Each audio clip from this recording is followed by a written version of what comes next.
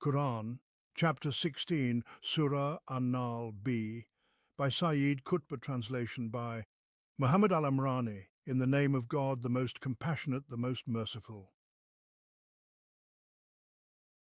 The command of God has come, so do not hasten it. Exalted is He above what they associate with Him. He sends down the angels with the Spirit by His command upon whom He wills of His servants, saying, "Warn that there is no deity except me, so be conscious of me." He created the heavens and the earth in truth. Exalted is He above what they associate with Him.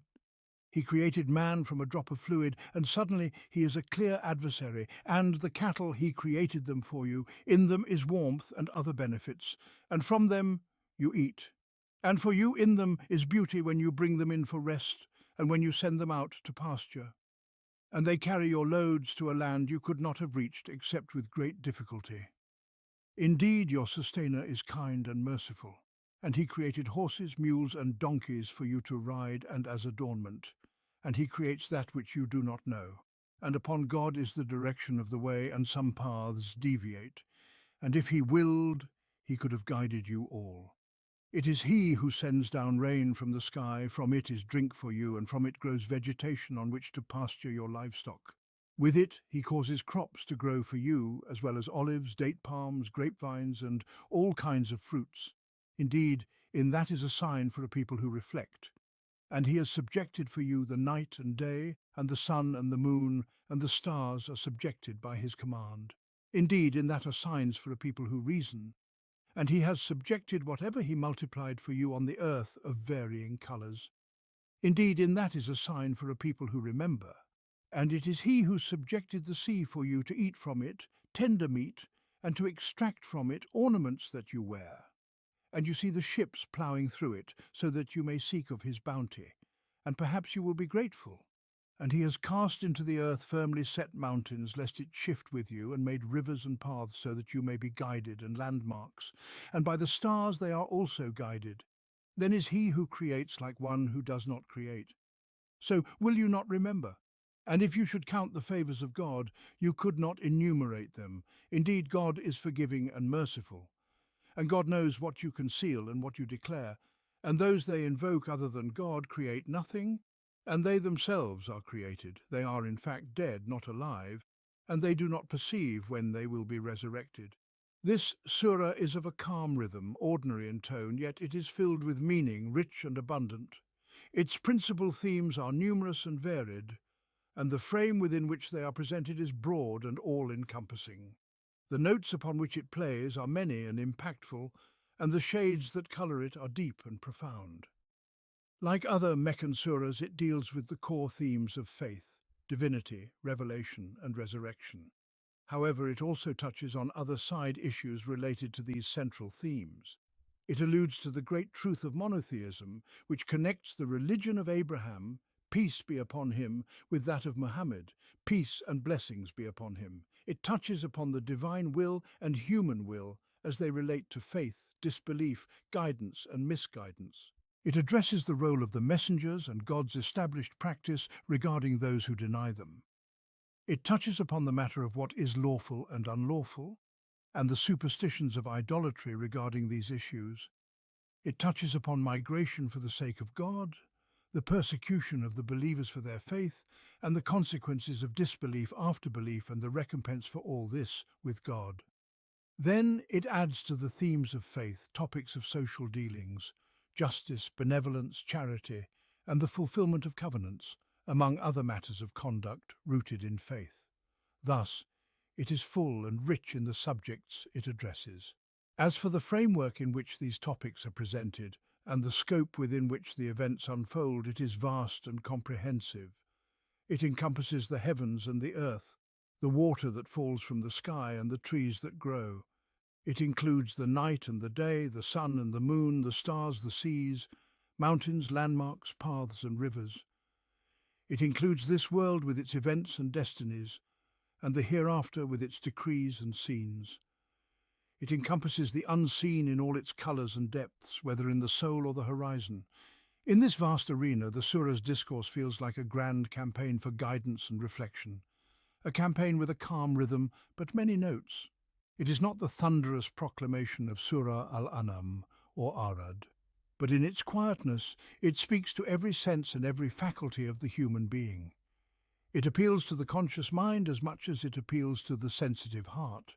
It addresses the eyes to see, the ears to hear, the touch to feel, the emotions to respond, and the intellect to reflect. It gathers the entire universe, its skies and its earth, its sun and its moon, its night and its day, its mountains and its seas, its valleys and its rivers, its shadows and its shelters, its plants and its fruits, its animals and its birds. It gathers both this world and the next, its mysteries and its unseen. All of these are instruments that strike the chords of the senses, the faculties, the intellects and the hearts in such a way that none can remain unmoved, except the closed mind, the dead heart, and the dulled senses. These rhythmic notes guide the listener's attention to the signs of God in the universe and his blessings upon humanity. They also touch upon the scenes of the day of judgment, the moments of death, the destruction of past peoples, all accompanied by emotional touches that penetrate the secrets of the soul. They delve into the conditions of human beings in the womb, in their youth, in old age, in weakness and in strength, in times of blessing and times of trial. Likewise, parables, images, dialogues and light stories are used as tools for exposition and clarification.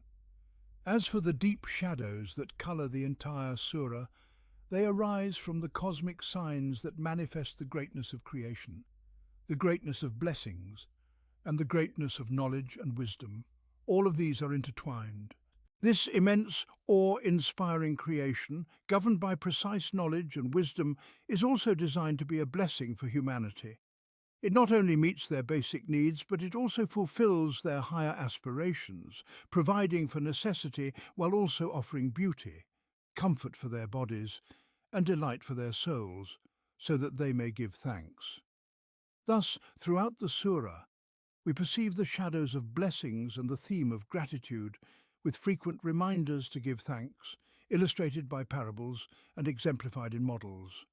Most notably, the model of Abraham, who was ever grateful for God's blessings. God chose him and guided him to a straight path. All of this is presented with a remarkable harmony between the images, the shadows, the expressions, the rhythms, and the issues and themes. We hope to explore some examples of this harmony as we journey through the surah. We begin with the first section, whose theme is monotheism. Its instruments are the signs of God in creation, his blessings, his comprehensive knowledge of both the seen and the unseen of this world and the next. Let us delve into the details. The command of God has come, so do not hasten it. Exalted is he above what they associate with him. The disbelievers of Mecca were hastening the Prophet, peace and blessings be upon him, to bring upon them the punishment of this world or the hereafter. And the longer their respite continued without punishment descending upon them, the more they hastened, mocked, and scoffed. They assumed that Muhammad was merely threatening them with something that had no reality or substance, that he sought to frighten them into belief and submission. They did not perceive God's wisdom in granting them respite, nor his mercy in giving them time. They did not attempt to reflect upon his signs in the universe or his signs in the Qur'an, these signs that address minds and hearts more effectively than punishment. These signs are more fitting for the human being whom God has honoured with intellect, awareness, free will, and the capacity for reflection. The opening of the surah comes with a decisive, emphatic tone. The command of God has come, implying that the command has already been issued and the decree made. This is sufficient for its fulfillment at the moment God has appointed for it. So do not hasten it. God's decree shall proceed according to his will. Neither haste will bring it forward, nor pleading will delay it. The command of God, whether it is for punishment or for the hour, is irrevocable and final.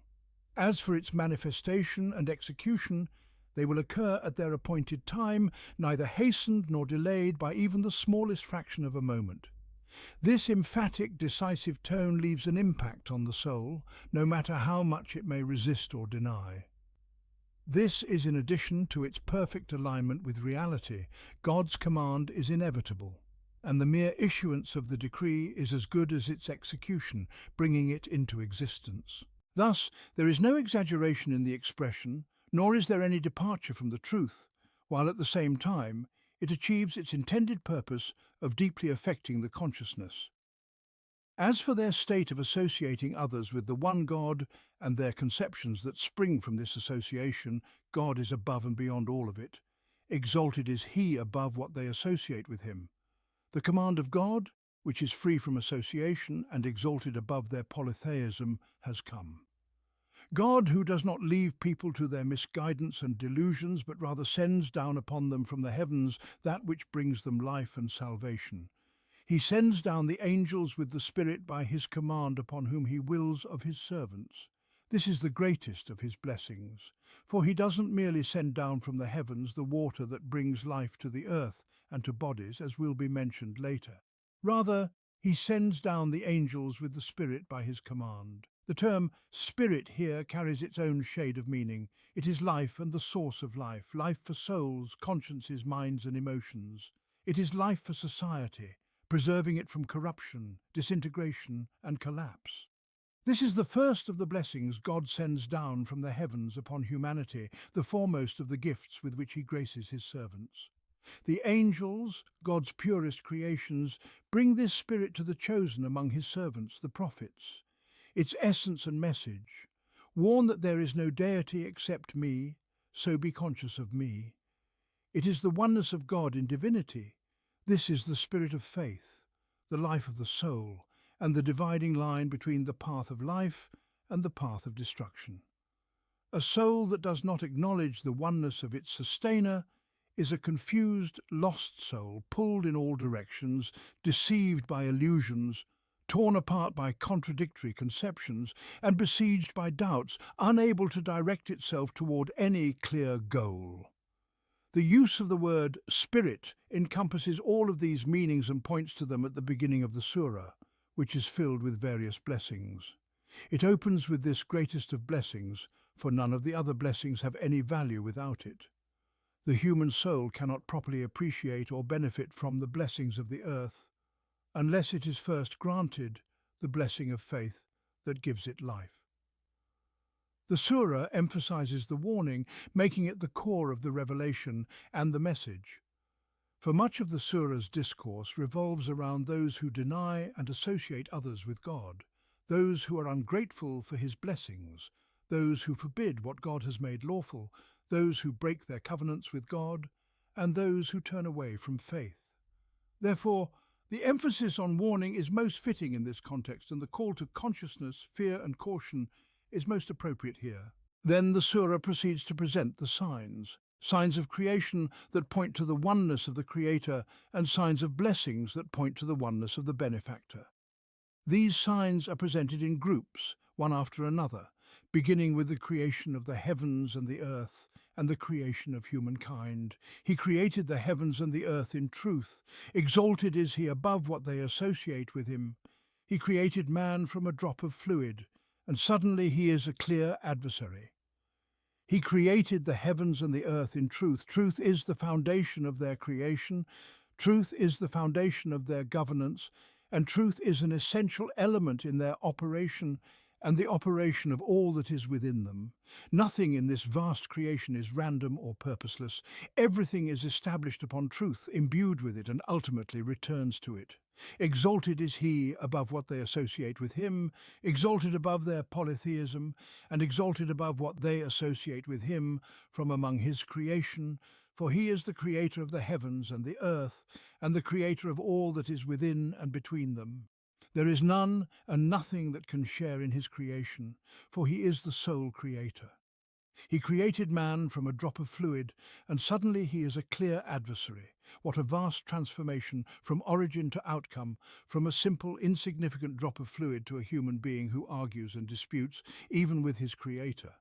The transition from a mere drop to a disputatious human being is depicted as instantaneous, without any interval or delay. Thus, the expression condenses the distance between the beginning and the end, making the contrast stark and the transformation astonishing. The human being stands between two opposing scenes, the scene of the lowly drop and the scene of the clear adversary. This is a deliberately concise portrayal. In this vast realm, the realm of the cosmos, the heavens and the earth where humanity stands, the discourse continues, and the cattle he created them for you. In them is warmth and other benefits, and from them you eat. And for you in them is beauty when you bring them in for rest and when you send them out to pasture. And they carry your loads to a land you could not have reached except with great difficulty. Indeed, your sustainer is kind and merciful, and he created horses, mules and donkeys for you to ride and as adornment. And he creates that which you do not know. In an environment like the one in which the Qur'an was first revealed, or in any similar environment, of which there are many, and in any agricultural setting which still dominates much of the world today, the blessing of cattle stands out. Life would be impossible for humans without them. The animals familiar to the people of the Arabian Peninsula were camels, cows, sheep and goats. As for horses, mules and donkeys, they were for riding and adornment, not for food. The Quran draws attention to the blessings contained in these animals, reminding people of how they meet human necessities while also satisfying higher aspirations. In the cattle there is warmth from their skins, wool, hair and fur, along with other benefits, milk, meat and fat. From them people eat, and they also provide warmth. They carry loads to distant lands that could not be reached without great hardship. There is also beauty in them when they are brought in to rest in the evening, and when they are sent out to pasture in the morning. Beauty in the sight of these sleek, healthy, well-fed animals. Those who live in rural areas understand this meaning with greater depth and feeling than city dwellers do. In horses, mules and donkeys there is utility for riding, and there is adornment to ride them and as adornment. This subtle point is significant in illustrating the Qur'an's and Islam's view of life. Beauty is an essential element in this view. Blessings are not merely about meeting basic needs for food, drink and transportation, but also about fulfilling the human longing for beauty and joy, for the elevated feelings that distinguish human beings from mere animals. Indeed, your sustainer is kind and merciful. This follows the mention of the burdens carried by the animals to distant lands, directing attention to the blessing of their creation and the mercy inherent in this blessing. And he creates that which you do not know. This follows the mention of cattle for food and transport, and horses, mules and donkeys for riding and adornment, to keep the human mind open to the possibility of new means of transport and adornment. It prevents the human imagination from being confined to the limits of the present environment or the current era.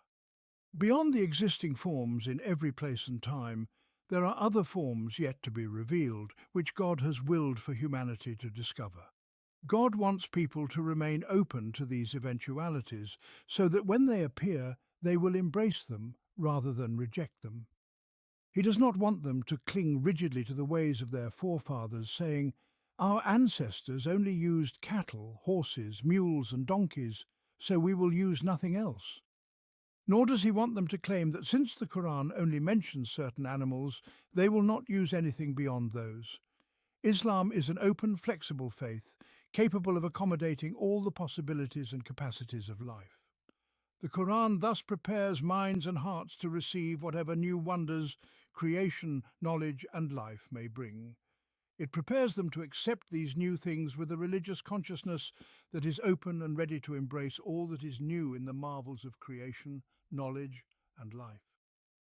New means of transport, travel and adornment have indeed emerged since the time of revelation, which the people of that era could not have known. And new means will continue to emerge, which the people of this era do not yet know. The Quran prepares human hearts and minds for these future developments without rigidity or narrowness. And he creates that which you do not know. In the realm of transportation, carriage, riding and travel to tangible destinations within the world of the earth, the Quranic discourse introduces spiritual aims, spiritual journeys and spiritual paths. There is the path to God, a straight, purposeful path that neither twists nor surpasses its objective. And there are other paths that neither guide nor lead to the intended destination. As for the path to God, He has taken it upon himself to clarify and reveal it through his signs in the universe and by his messengers to the people. And upon God rests the direction of the right way, and there are ways that deviate. And if he had willed, he could have guided you all. The straight path is the direct road that leads to its goal without deviation. The deviant path is the crooked one that either does not lead to the goal or overshoots it altogether. And if he had willed, he could have guided you all. But he has willed that man be created with the capacity for both guidance and error, leaving it to his will to choose the path of righteousness or the path of deviation. Thus, some walk the straight path while others walk the crooked path. Yet both are subject to the will of God, who has decreed that man be given the freedom of choice. The second array of signs of creation and divine grace, it is he who sends down water from the sky for you, from which comes your drink, and by it grow the trees upon which you pasture your livestock. With it he causes crops to grow for you, as well as the olive trees, the date palms, the grapevines, and all kinds of fruits. Truly in this there is a sign for those who reflect. Water descends from the sky according to the laws that God has established in this universe, laws that govern its movements and produce results according to the Creator's will and design. Each movement, each result, is created by a specific measure of his decrees. This water is mentioned here as a blessing from God. From it comes your drink, highlighting the particular benefit of drink in this context, followed by the specific benefit of pasture. And by it grow the trees upon which you pasture your livestock. These are the pastures where you rear your cattle, following the mention of livestock earlier, thus maintaining harmony between the general environment of pastures and livestock. Then come the crops from which man eats alongside the olive trees, date palms, grapevines, and other fruit-bearing trees. Truly, in this, there is a sign for those who reflect. In this sign there is much to ponder about God's governance of this universe and the laws that are perfectly suited to human life. Humanity could not survive on this planet if the laws of the universe were not in harmony with its existence, aligned with its nature and responsive to its needs. It is no mere coincidence that man was created on this particular planet, with the precise ratios between this planet and the stars and planets around it, and with the specific atmospheric and celestial phenomena that make life possible, fulfilling humanity's needs in the manner we observe. Those who reflect are the ones who perceive the wisdom in this design, who connect phenomena such as rain and its effect on the earth, the life it brings forth, the trees, the crops and the fruits, with the higher laws of existence, and with the proof of the Creator, his oneness, his singular will, and his singular governance. But the heedless pass by such signs every morning and evening, in summer and winter, without their curiosity being awakened or their hearts stirred to search for the Creator of this unique system. The third array of signs, and he has made subservient to you the night and the day, the sun and the moon and the stars are subservient by his command. Truly in this there are signs for people who reason. Among the manifestations of divine governance in creation and the blessings bestowed upon humankind are the night and the day, the sun, the moon, and the stars. All of these serve human needs on earth. They were not created for man, yet they are subservient for his benefit. The phenomenon of night and day has a decisive impact on the life of this human being. Let anyone imagine a world with unbroken day and no night, or endless night with no day, and then contemplate what human, animal and plant life on this earth would be like under such conditions. Likewise, the sun and the moon and their relationship with life on this earthly planet, and life's relationship with them in its origin and growth, and the stars, subservient by his command for man's benefit, and for purposes beyond human knowledge, known only to God. All of this is a part of the wisdom of divine governance and the harmony of the laws that govern the entire universe, which is comprehended by those who possess reason, who reflect and understand the laws behind the phenomena. Truly, in this there are signs for people who reason. The fourth array of signs of creation and divine grace for humankind, and whatever he has multiplied for you on earth of varying colours, truly in this there is a sign for people who remember. Whatever God has created on earth and whatever he has stored within it for humankind of minerals and resources that sustain life in various regions and at different times, all of these are gifts from God. A glance at these hidden treasures, stored in the earth for mankind until they mature and their time comes to be unearthed, reveals the unending bounty of God. Whenever one thinks a treasure has been exhausted, it is followed by another, richly abundant, from God's storehouses, reserved for his servants. Truly, in this, there is a sign for people who remember, those who do not forget that it is the hand of divine power that has hidden these treasures for them. The fifth array of signs of creation and divine grace for mankind is found in the salty sea, which neither quenches thirst nor waters the land, but contains many of God's bounties for humankind. And it is he who made the sea subservient to you, so that you may eat from it tender meat and extract from it ornaments you wear. And you see the ships ploughing through it, so that you may seek of his bounty, and perhaps you will be grateful. The sea and its creatures meet both the essential needs and the longings of mankind. From it comes tender meat, fish and other creatures for food. And beside it, there are ornaments, pearls, coral and other shells and stones that people still adorn themselves with to this day. The mention of ships here also suggests not merely the utility of transportation, but an appreciation of beauty. And you see the ships ploughing through it, a reference to the joy of sight, the wonder of watching the ships cleave through the water, parting the waves. Once again, we find ourselves before the Quranic guidance that draws our attention to the beauty within the cosmos, alongside its utility and necessity, so that we may contemplate this beauty and delight in it, rather than confining ourselves to the limits of mere need and necessity. The Quranic discourse also directs us, before the scene of the sea and the ships cleaving through its waves, to seek God's grace and provision and to be grateful for the food, adornment and beauty that he has made available through this salty, briny sea, so that you may seek of his bounty, and perhaps you will be grateful. The final array of signs in this section of the surah. And he placed firm mountains in the earth, lest it shake with you, and rivers and paths, so that you may be guided, and landmarks, and by the stars they are guided. As for the firm mountains, modern science attempts to explain their existence with various often conflicting theories. The most prominent of these theories holds that the molten core of the earth cools and contracts, causing the earth's crust to wrinkle and fold, producing mountains, highlands and lowlands. But the Qur'an mentions their function here as preserving the balance of the earth.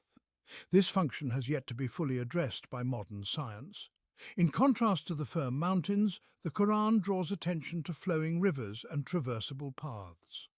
Rivers have a natural relationship with mountains, as mountain ranges are often the sources of rivers fed by rainfall. Paths, too, are linked to mountains and rivers as well as to the general environment of livestock, burdens and travel. Alongside these are the landmarks that guide travellers on land, such as mountains, hills and passes, and in the sky the stars, which guide travellers both on land and at sea.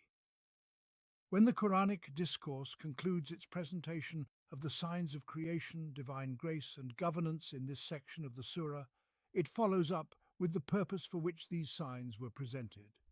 They were brought forth to affirm the existence and oneness of God, and to negate all forms of polytheism. Is he who creates like one who does not create? Will you not then remember? And if you should count the favours of God, you could not enumerate them.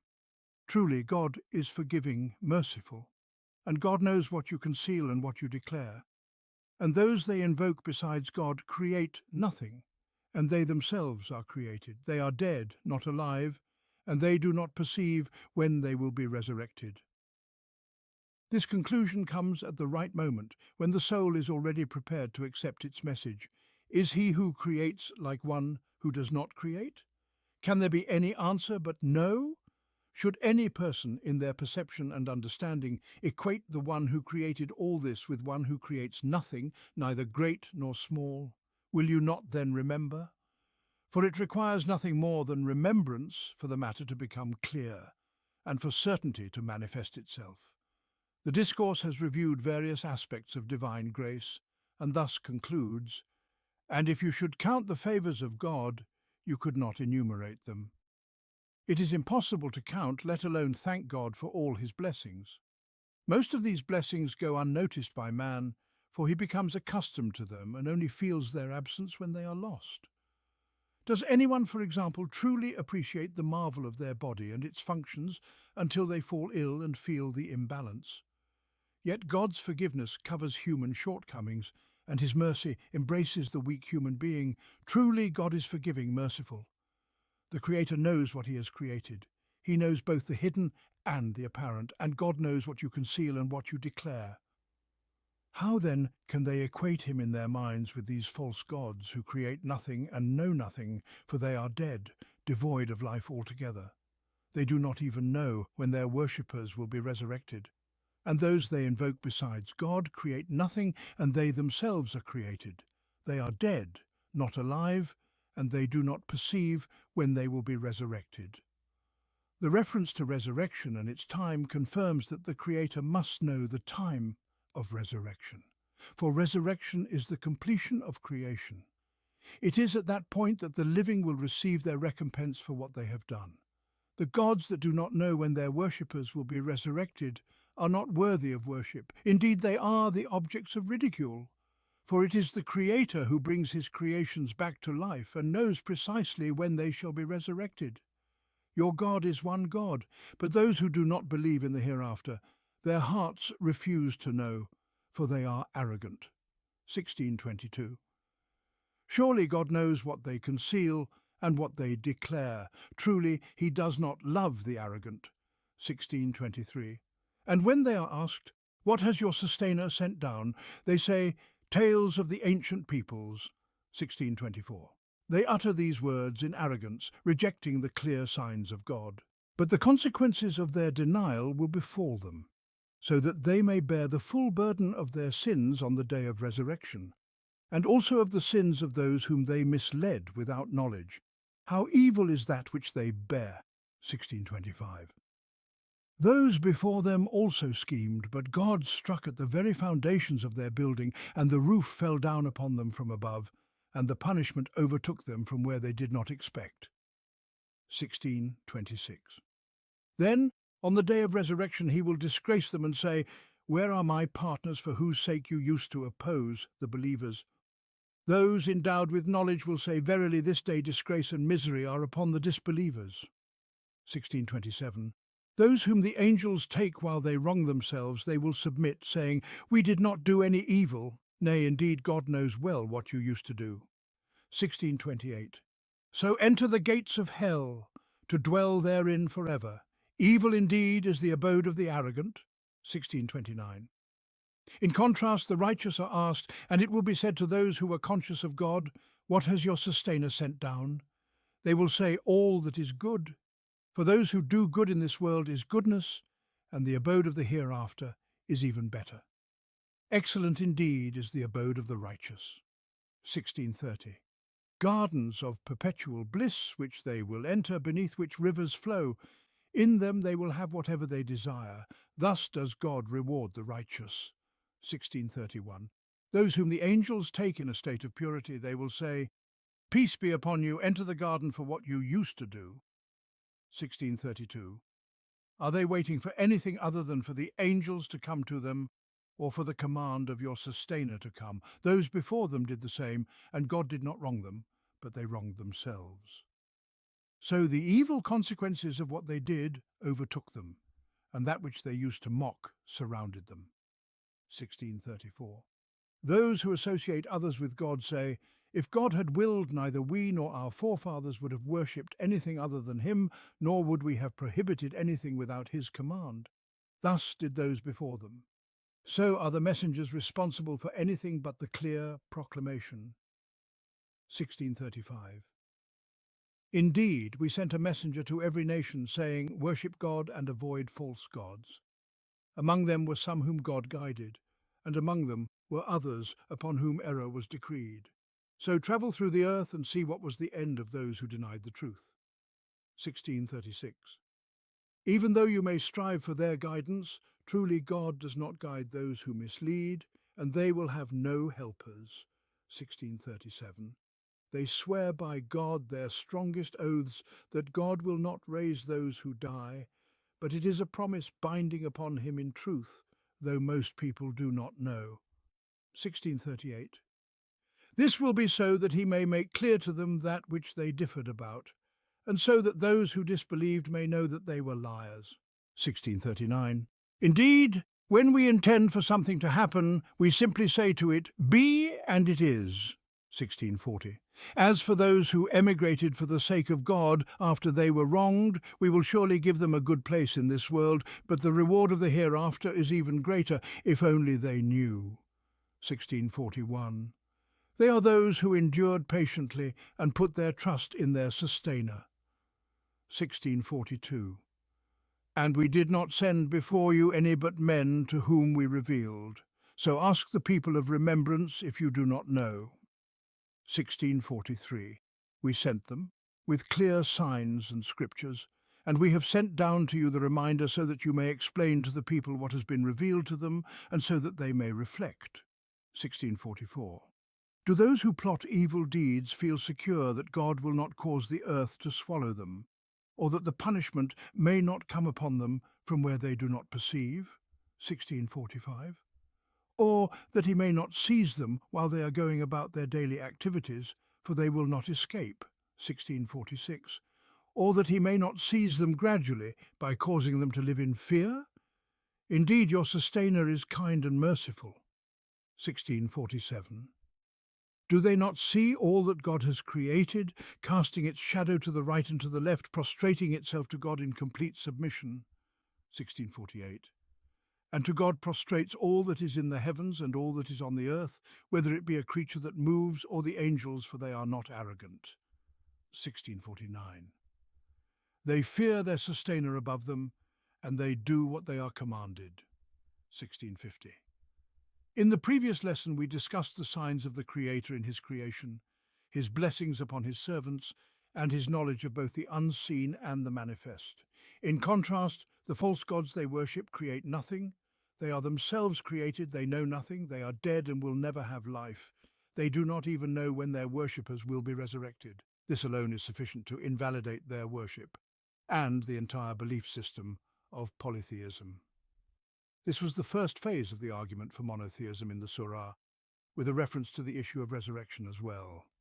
Now we begin a new phase, starting from where the previous phase left off.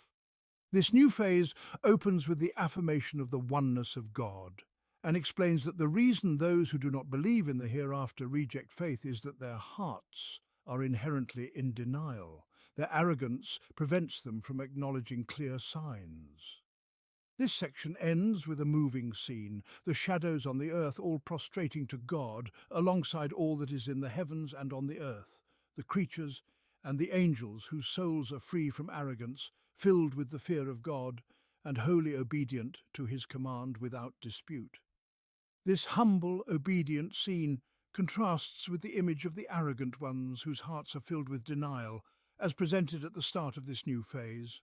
Between the opening and the conclusion, the context presents the statements of those arrogant deniers of revelation and the Qur'an, as they claim it to be nothing but the fables of the ancients. Their assertions regarding their association of partners with God and their prohibitions of what God has not forbidden are also presented, as they claim that God has willed evil for them and is content with it. Their oaths concerning the resurrection and the day of judgment, in which they swear that God will not raise those who die, are likewise depicted. The discourse then refutes all these claims. It presents scenes of their dying moments and scenes of their resurrection, in which they disavow their former falsehoods. Scenes of the destruction of past deniers, similar to them, are also presented, as well as warnings of God's punishment, which may come upon them suddenly in the night or during the day, while they are unaware, whether they are busy traversing the lands or in a state of apprehension, expecting and awaiting torment. Alongside this Qur'an 16:21-67, the discourse portrays the sayings of the righteous believers and what awaits them at the moment of death and on the day of resurrection, of good recompense. The scene concludes with a humble, obedient vision of the shadows, creatures and angels in the earth and the heavens bowing in submission. Your God is one God. But those who do not believe in the hereafter, their hearts are in denial and they are arrogant. Surely God knows what they conceal and what they declare, and he does not love the arrogant. The discourse connects belief in the oneness of God with belief in the hereafter, making one a sign of the other, as worship of the one God is tied to the belief in resurrection and recompense. It is in the hereafter that the wisdom of the one Creator is fulfilled and his justice is revealed in its entirety. Your God is one God, and everything mentioned earlier in the Surah, signs of creation, signs of blessings and signs of knowledge, points to this clear manifest truth, whose effects are evident in the laws of the universe, in their harmony and cooperation as previously stated. Those who do not submit to this truth, and who do not believe in the hereafter, which is a branch of the belief in the oneness, wisdom and justice of the Creator, are not lacking in signs or proofs. Rather, the defect lies within their very being and nature. Their hearts are in denial, rejecting what they witness of the signs, and they are arrogant, unwilling to surrender to the evidence and submit to God and his messenger. The malady is deep-rooted, and the disease lies in their nature and hearts. And God, who created them, knows this about them. He knows what they conceal and what they declare, knowing it without doubt, and he despises it in them. Indeed, God does not love the arrogant, for the arrogant heart is not expected to be convinced or to submit. Thus they are detested by God for their arrogance, which he knows from the one who knows the truth of their condition and knows what they conceal and what they declare. And when it is said to them, "What has your sustainer sent down?" they say, "Fables of the ancients." So they will bear their burdens in full on the day of resurrection, as well as some of the burdens of those whom they misled without knowledge. How evil is what they bear! These arrogant ones, with hearts full of denial, who cannot be convinced or respond when asked, "What has your sustainer sent down?" Do not give the natural, straightforward answer by reciting something from the Qur'an or summarizing its content, even if they do not believe in it. Instead, they deviate from the faithful response and say, "Fables of the ancients." The term fables refers to imaginary tales filled with myth. This is how they describe the Qur'an, which addresses minds and souls, deals with the conditions of life, human behavior and societal relationships, and addresses the past, present and future of humanity. They reduce it to mere tales of the ancients because of the stories it contains. Thus, their denial and derision lead them to carry the weight of their sins, and part of the sins of those whom they mislead with such words, turning them away from the Qur'an and faith, though they are ignorant of its reality. The expression depicts these sins as burdens of great weight. How evil are such burdens, for they weigh down the soul as much as burdens weigh down the back. They weigh on the heart as much as burdens weigh on the shoulders, and they cause fatigue and misery worse than the heaviest loads. Ibn Abi Hatim narrated from Al-Suddi. The Quraysh gathered and said, "Indeed, Muhammad is a man of sweet speech. When a man speaks to him, he captivates his mind. So choose some of your noblemen, those known for their lineage, and send them to every road leading to Mecca, so that when anyone comes seeking Muhammad, they may turn him away." So men were sent to every road. When a person came as a delegate on behalf of his tribe to learn what Muhammad had to say, and he reached them, one of them would say, "I am so-and-so, the son of so-and-so." The person would recognize the lineage and say, "Let me tell you about Muhammad. He is a liar. Only the foolish, the slaves, and those of no worth follow him. As for the elders of his people and their best men, they have forsaken him." And so the delegate would return. That is the meaning of God's words. And when it is said to them, "What has your sustainer sent down?" they say, "Fables of the ancients."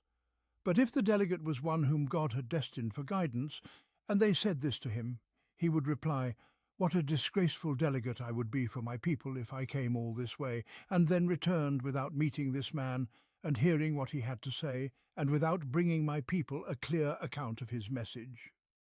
So he would enter Mecca, meet the believers and ask, "What does Muhammad say?" And they would reply, "Good." Thus, it was an organized propaganda campaign waged by the Quraysh against the message, a campaign that is repeated by the likes of the Quraysh in every time and place, by the arrogant ones who refuse to submit to the truth and evidence, for their arrogance prevents them from doing so. The Quraysh were not the first to deny, nor the first to plot. The discourse presents to them the end of the plotters before them and their fate on the day of resurrection, and even their fate from the moment their souls depart their bodies until they meet their recompense in the hereafter. All of this is presented in vivid scenes, as is the style of the Qur'an. Those before them also plotted, but God came upon their building from its foundations, and the roof fell upon them from above, and the punishment came to them from where they did not perceive. Then, on the day of resurrection, he will disgrace them and say, "Where are my partners for whom you used to oppose the believers?" Those who were given knowledge will say, "Indeed, disgrace and misfortune are upon the disbelievers today, those whom the angels take while they are wronging themselves." Then they will offer submission, saying, "We used to do no evil."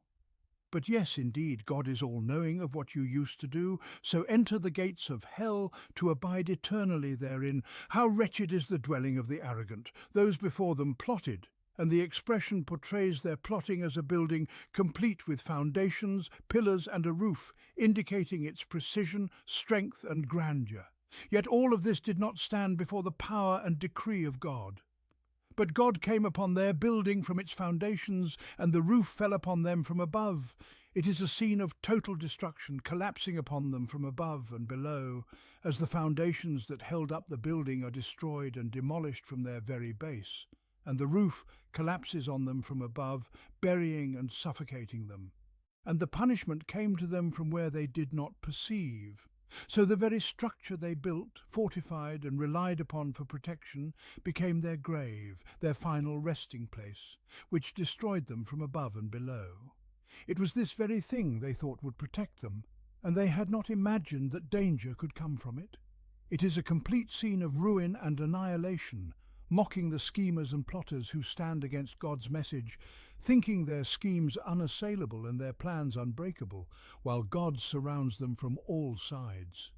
This scene has been repeated in time before Quraysh and after them. God's message continues on its path, no matter how much the plotters and schemers conspire. From time to time, people will look back and remember that poignant scene painted by the Qur'an. But God came upon their building from its foundations, and the roof fell upon them from above, and the punishment came to them from where they did not perceive. This is in the world, in the reality of the earth. Then, on the day of resurrection, he will disgrace them and say, "Where are my partners for whom you used to oppose the believers?" And the scene of the resurrection is drawn, where these arrogant plotters stand in disgrace, for the time of arrogance and plotting has passed, and they have come to the Creator of all things, the one who owns all authority. He asks them in a tone of reproach and rebuke, "Where are my partners for whom you used to oppose the believers? Where are my partners for whom you used to fight the messenger and the believers, and dispute with the monotheists who acknowledged my oneness?" The people remain silent in disgrace, and then the tongues of those who were given knowledge, angels, messengers and believers, are allowed to speak, for God has permitted them to speak on this day. Those who were given knowledge will say, "Indeed, disgrace and misfortune are upon the disbelievers today." Indeed, disgrace and misfortune are upon the disbelievers today, those who wronged themselves, and the discourse takes them back to a moment before the resurrection, to the moment of death, when the angels take their souls, having wronged themselves by denying faith and certainty, by bringing themselves to destruction, and by leading themselves ultimately to hell and punishment. Their scene at the moment of death is drawn as they are still close to the earth, yet burdened with their lies, schemes and plots. Then they will offer submission, saying, "We used to do no evil." They offer submission, these arrogant ones. Suddenly they are submissive, without even the thought of resistance or dispute. Instead, they offer total submission. And then they lie, perhaps a remnant of their scheming in the world, saying submissively, "We used to do no evil." It is a disgraceful and humiliating scene for those once so arrogant. And the response comes, "But yes, indeed, God is all-knowing of what you used to do, so there is no room for lies, deceit or evasion." And their recompense comes, the recompense of the arrogant. "So enter the gates of hell to abide eternally therein. How wretched is the dwelling of the arrogant!" On the other side, the righteous believers are presented as a contrast to the deniers and the arrogant both in their beginnings and in their ends. And it will be said to those who feared God, "What has your sustainer sent down?" They will say, "Goodness." For those who do good in this world is good, and the home of the hereafter is better. And excellent indeed is the home of the righteous, gardens of everlasting bliss which they will enter, beneath which rivers flow. In them they will have whatever they desire. Thus does God reward the righteous, those whom the angels take in death while they are good, saying, "Peace be upon you, enter paradise for what you used to do." The righteous know that goodness is the essence of this message, the essence of what their sustainer has sent down, in terms of command, prohibition, guidance, and legislation. So they summarize it all in a single word: goodness. Then they elaborate on this goodness according to what they have learned from what God has sent down. For those who do good in this world is good, a good life, good enjoyment, and a good status. And the home of the hereafter is better than this worldly life, and excellent indeed is the home of the righteous, and then the details of this home are given. Gardens of everlasting bliss, which they will enter, beneath which rivers flow in luxury. In them they will have whatever they desire, with no deprivation or hardship, no limits to provision as in the worldly life. Thus does God reward the righteous. Then the discourse takes the righteous a step back, just as it took the arrogant a step back, to the moment of death. Their scene at the moment of death is one of ease, comfort, and grace. Those whom the angels take in death while they are good, their souls are at peace, eager to meet God, free from the distress and pain of death, saying, "Peace be upon you," comforting their hearts and welcoming them. Enter paradise for what you used to do, hastening to give them glad tidings while they are on the threshold of the hereafter, a fitting reward for what they used to do. In the shadow of this scene, with its two aspects, the scene of death and the scene of resurrection, the discourse turns to the disbelievers of Quraysh, asking, what are they waiting for? Are they waiting for the angels to take their souls? Or are they waiting for God's command to raise them? This is what awaits them at the moment of death, and what awaits them on the day of resurrection. Is there not in the fate of those who denied before them, fate they have witnessed, embodied in these two scenes, a lesson sufficient to awaken them? Do they await but that the angel should come to them? Or there comes the command of your sustainer? Thus did those before them, and God wronged them not, but they wronged themselves. So the evil consequences of what they did overtook them, and that which they used to ridicule encompassed them. Qur'an 16:21-70. How strange is the affair of humankind! They see what befell those before them who walked the same path, yet they persist in that path, unable to conceive that what happened to others could happen to them, unable to realize that God's way follows a set law, that causes always lead to their effects, and that deeds always meet with their recompense, and that God's way will not show them favoritism, nor will it pause for them, nor will it deviate from its course. And God wronged them not, but they wronged themselves, for God gave them the freedom to reflect, contemplate, and choose, and he presented them with his signs in the horizons and within themselves. He warned them of the inevitable end, and left them to their actions and to his unchanging way. So he did not wrong them in their destined fate, but rather they wronged themselves. And he did not deal harshly with them in punishment, rather it was the evil consequences of their own deeds that dealt harshly with them, for they were struck by the natural results of their actions and their transgressions. So the evil consequences of what they did overtook them, and that which they used to ridicule encompassed them. Such expressions and their like carry profound meaning, for they are not punished by anything external to the fruits of their own actions. They are struck by the inevitable consequences of their behavior. They descend below the rank of true humanity by their deeds, and they are recompensed with what is beneath the rank of humanity in the depths of humiliation and painful torment. And here arises another claim from the polytheists regarding the reason for their polytheism and its circumstances. And those who associate others with God said, if God had willed, we would not have worshipped anything other than him, neither we nor our forefathers, nor would we have forbidden anything without his permission. Thus did those before them.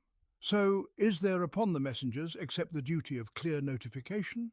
And we certainly sent into every nation a messenger, saying, Worship God and avoid false gods.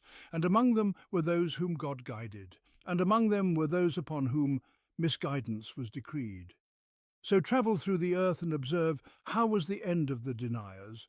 They attribute their polytheism and their worship of other deities besides God, they and their forefathers, and their baseless prohibitions of some sacrifices and certain foods to God's will and decree. They claim that if God had willed that they not do any of this, he would have prevented them from doing so. But this is a delusion and a misunderstanding of the meaning of divine will. It strips the human being of the most important qualities that God has granted him to use in life. God Almighty does not wish for his servants to associate partners with him, nor is he pleased when they forbid themselves what he has made lawful for them of good things. His will in this regard is clear, expressed in his laws, revealed through the messengers who were tasked with nothing but the clear conveyance of the message. And we certainly sent into every nation a messenger saying, Worship God and avoid false gods. This is his command and his will for his servants. God Almighty does not command people to do something while knowing that he has created them incapable of doing it, or that he has coerced them into disobeying it. And the proof of his displeasure with their disobedience is the punishment he inflicted upon the deniers. So travel through the earth and observe how was the end of the deniers. Indeed, it was the will of the wise Creator to fashion humankind with the capacity for both guidance and misguidance, and to leave their will free to choose between the two paths. He endowed them with reason that they might weigh these paths and discern the direction they should follow, after having spread throughout the universe signs of guidance that touch the eye, the ear, the senses, the heart, and the mind, wherever one turns in the hours of night and the edges of day. Then, in his mercy, God did not leave them solely to their reason, but provided for it a fixed balance in the form of his laws brought by his messengers, to which reason may return whenever it is confused, so it may confirm the correctness or error of its judgment by means of that unchanging standard, which whims and desires cannot sway. Nor did God make his messengers tyrants, forcing people's necks to bow to faith. Rather, they were merely transmitters, burdened only with conveying the message. They enjoined the worship of God alone and forbade all forms of idolatry, lust, and the pursuit of power. And indeed, we sent into every community a messenger proclaiming, Worship God and shun all false gods. Qur'an 1636. Thus some responded, Among them were those whom God guided aright. Qur'an 1636.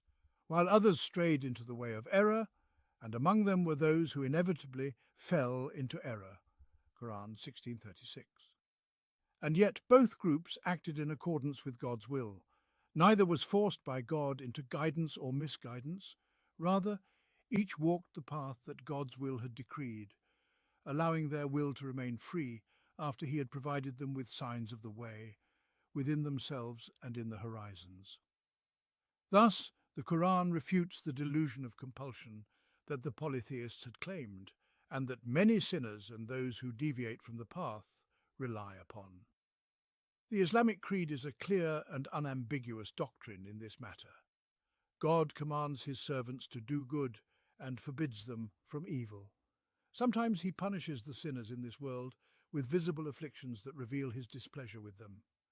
After this, there remains no room to claim that God's will forces people toward deviation and then punishes them for it. Rather, they are left free to choose their path, and this is the will of God. All that they do, whether good or evil, whether guided or misguided, transpires according to God's will, in the sense that we have just explained. And so the Qur'an addresses the Prophet, peace be upon him, affirming God's law regarding guidance and misguidance. O Prophet, though you may strive eagerly for their guidance, God does not guide those whom he lets go astray, and they will have no helpers. Qur'an 1637. Therefore, Guidance or misguidance does not depend on the prophet's eagerness for their guidance or lack thereof. His task is only to convey the message. As for guidance or misguidance, it proceeds according to God's law, a law that never changes in its consequences. Thus, those whom God allows to go astray because they have deserved it according to his law, he will not guide, for God's laws yield inevitable outcomes. And so it is as he wills, God does whatever he wills. They will have no helpers to save them from God's decree. Another of the claims of the deniers and the arrogant is, and they swear by God their most solemn oaths that God will never raise the dead. But this is a promise binding upon him in truth, though most people do not know it. Qur'an 16:38. This is so that he may make clear to them that over which they differ, and so that those who disbelieve may realize that they were liars. Indeed, when God wills something, he merely says to it, "Be," and it is.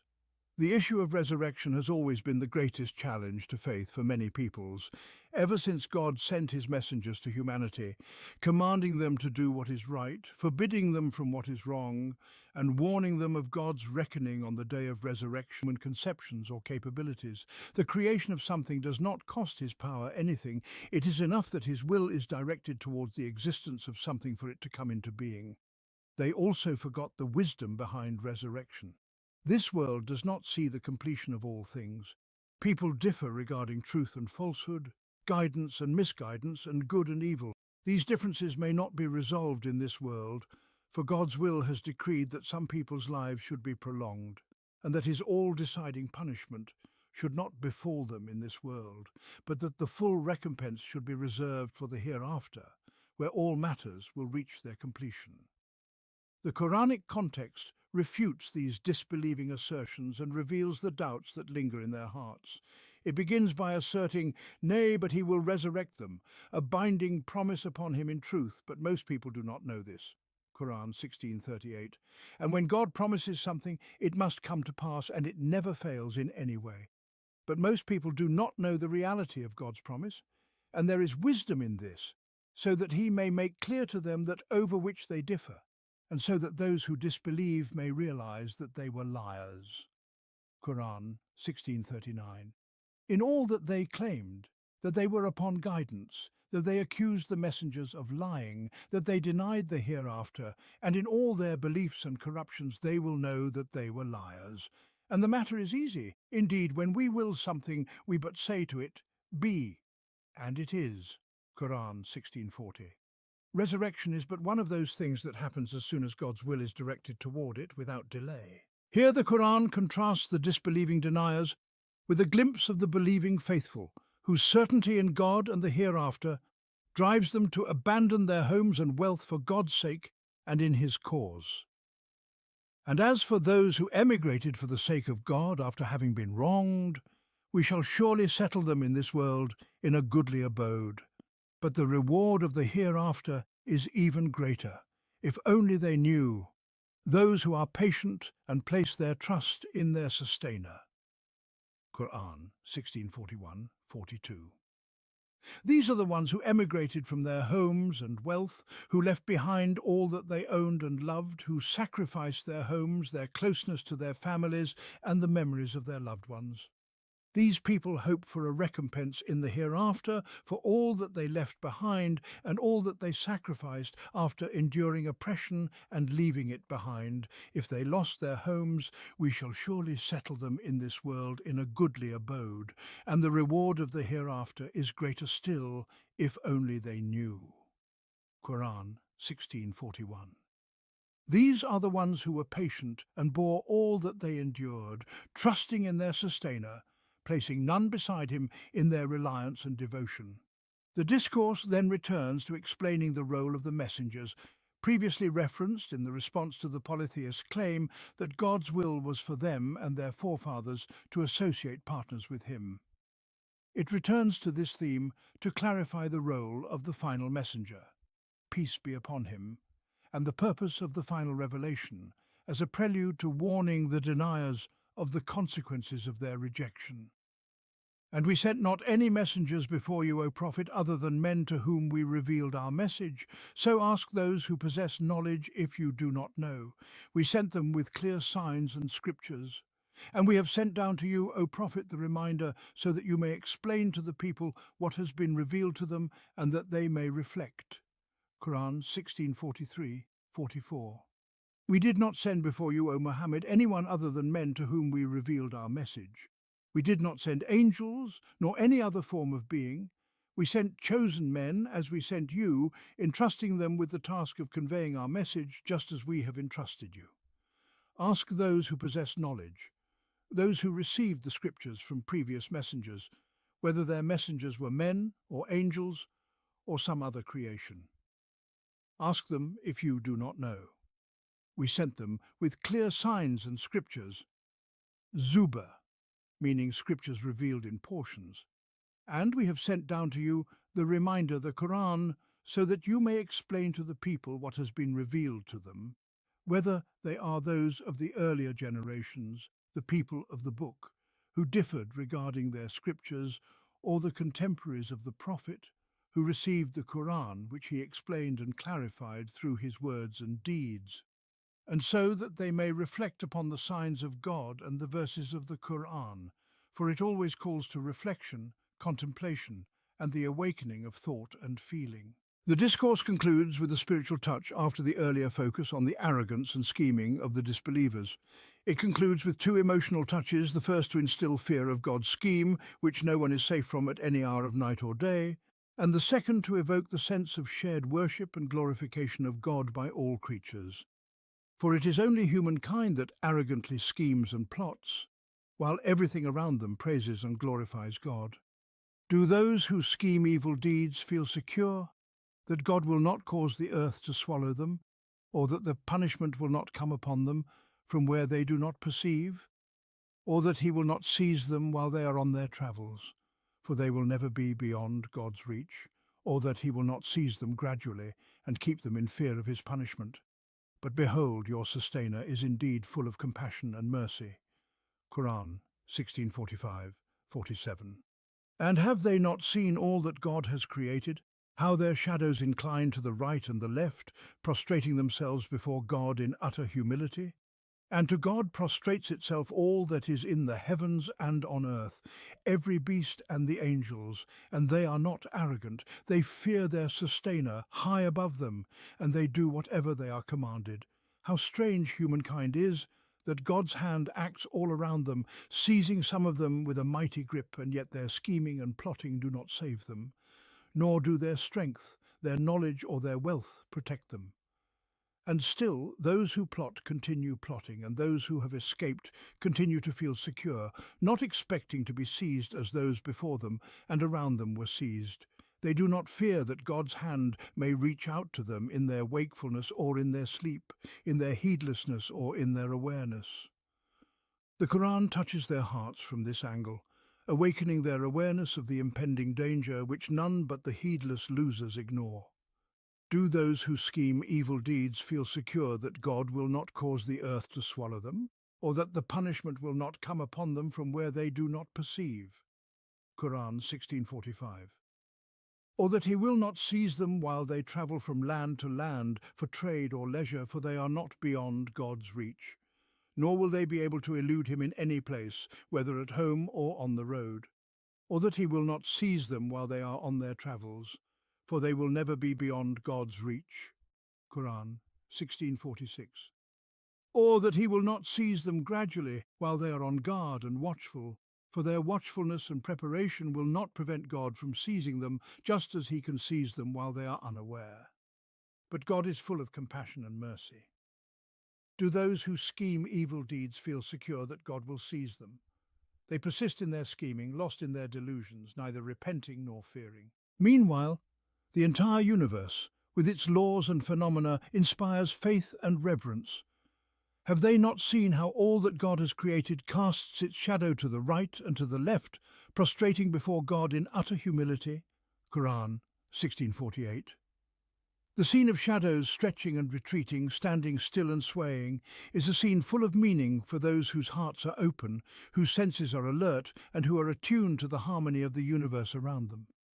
The Quranic imagery expresses the submission of all things to God's laws by describing them as prostrating, which is the most profound expression of submission.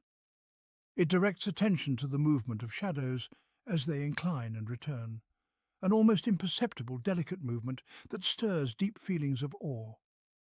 It portrays creation as humbled, submissive, and obedient. It includes all living creatures in the heavens and on earth, as well as the angels, adding them to the cosmic chorus of submission and worship, prostration and humility. They fear their sustainer above them, and they do whatever they are commanded. And yet the arrogant deniers from among humankind remain alone in their arrogance and defiance, standing apart from this wondrous scene. Thus, the lesson concludes with the same note on which it began, a reference to the arrogant deniers, isolating them in the end as the only ones who persist in denial and arrogance, standing out against the entire universe. And God has said, "Do not take two gods, for there is but one God, so of me and me alone, stand in awe." Qur'an 16:51. His is all that is in the heavens and on earth, and his is the ever-constant religion. Will you then stand in awe of anyone but God? And whatever blessings you have, they come from God, and when harm afflicts you, to him alone you cry out for help. Qur'an 16:53. Yet when he removes that harm from you, behold, a group of you associates others with their sustainer. Thus they deny what we have given them. So enjoy yourselves for a while, but soon you will know. And they assign to that which they do not know a portion of what we have provided them. By God, you will surely be questioned about the lies you used to fabricate. And they attribute daughters to God, glory be to him, and to themselves what they desire. And when one of them is given the news of a daughter, his face darkens, and he is filled with anguish. He hides from the people out of shame for the bad news he has received. Should he keep her in humiliation or bury her in the dust? How evil is the judgment they make! Those who do not believe in the hereafter have the worst kind of disposition, while God has the highest attribute. And he is the Almighty, the wise. If God were to take people to task for their wrongdoing, he would not leave a single living creature on the earth, but he grants them respite until an appointed time. And when that time comes, they will not be able to delay it for a single hour, nor bring it forward. They assign to God what they themselves dislike, and their tongues falsely claim that they will have the best. Without doubt, they will have the fire, and they will be abandoned. By God we indeed sent messengers to communities before you, but Satan made their deeds appealing to them, and he is their ally today, and for them is a painful punishment. And we have sent down to you the book, only so that you may clarify to them what they differed about, and as guidance and mercy for a people who believe. God sends down water from the sky, giving life thereby to the earth after it had been dead. Surely, and this is a sign for people who listen, and surely there is a lesson for you in the cattle. We give you drink from that which is in their bellies, between excrement and blood, pure milk, palatable to those who drink it. And from the fruits of palm trees and grapevines you derive intoxicants and goodly provision. Surely, and this is a sign for people who understand. And your sustainer inspired the bee, make your homes in the mountains, in the trees, and in what people construct. Then eat from all the fruits and follow the pathways of your sustainer made easy for you. From their bellies comes a drink of many colours, in which there is healing for people. Surely in this is a sign for people who reflect. God created you, then he will cause you to die. And some of you will be reduced to the most abject state of life, so that after having had knowledge, they know nothing. Surely God is all-knowing, all-powerful. God has favoured some of you over others in provision. But those who have been favoured would not share their provision with those whom their right hands possess, so that they would be equal in this. Will they then deny God's blessing? God has made for you spouses from among yourselves, and made for you from your spouses children and grandchildren, and provided you with good things. Will they then believe in falsehood and deny God's blessing? And they worship besides God that which has no power to provide them with anything from the heavens or the earth, and they cannot do anything. So do not set up equals to God. Surely God knows and you do not know. God sets forth a parable. A slave who is owned and has no power over anything, and a free person to whom we have given good provision, and who spends from it secretly and openly. Are they equal? All praise is due to God, but most of them do not know. And God sets forth another parable. Two men, one of whom is dumb, unable to do anything, and is a burden on his master. Wherever he directs him, he brings no good. Is he equal to one who commands justice and is on a straight path?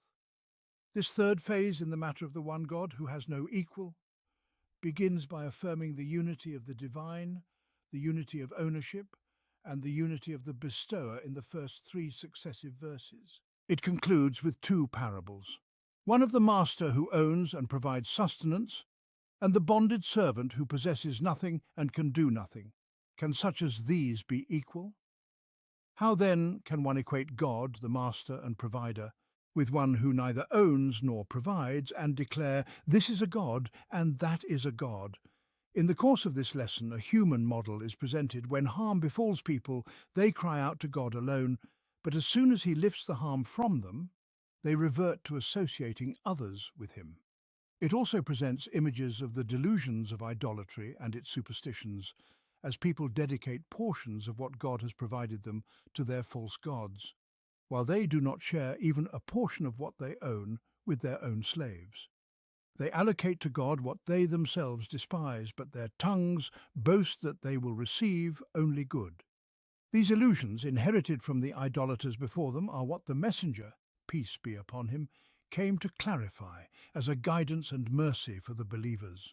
It then proceeds to present examples from the creations of the true God, which, when contemplated, offer lessons and reflections. God alone is capable of bringing these into existence, and they are the unmistakable signs of his divinity. God sends down rain from the heavens, reviving the earth after its death. He gives people drink, not only water, but also pure milk, which flows from between excrement and blood in the bellies of cattle. He provides the fruits of palm trees and vines, from which they make intoxicants and good sustenance.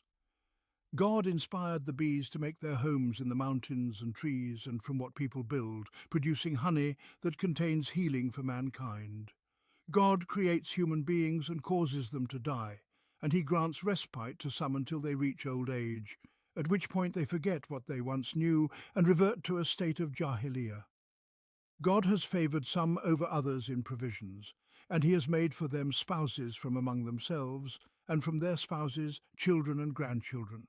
And despite all this, they worship besides God those who can provide them with no sustenance from the heavens or the earth, nor do they possess any power. They attribute to God equals and similitudes. All these touches, within themselves and in the world around them, are directed at them so that they may feel the divine power at work in their bodies, their sustenance, their food, their drink, and everything around them. The lesson concludes with the two clear parables mentioned earlier. It is a campaign upon human consciousness and intellect, striking deeply upon the sensitive strings of the human soul, stirring it, moving it, and urging it to respond. And God said, do not take two gods, he is but one God, so fear me alone. To him belongs whatever is in the heavens and the earth, and to him alone is the religion eternally due. Will you then fear anyone other than God? Whatever blessings you have, they are from God. Then when harm touches you, to him alone do you cry for help. But when he removes the harm from you, behold, a group of you associate others with their sustainer. Thus they deny what we have given them.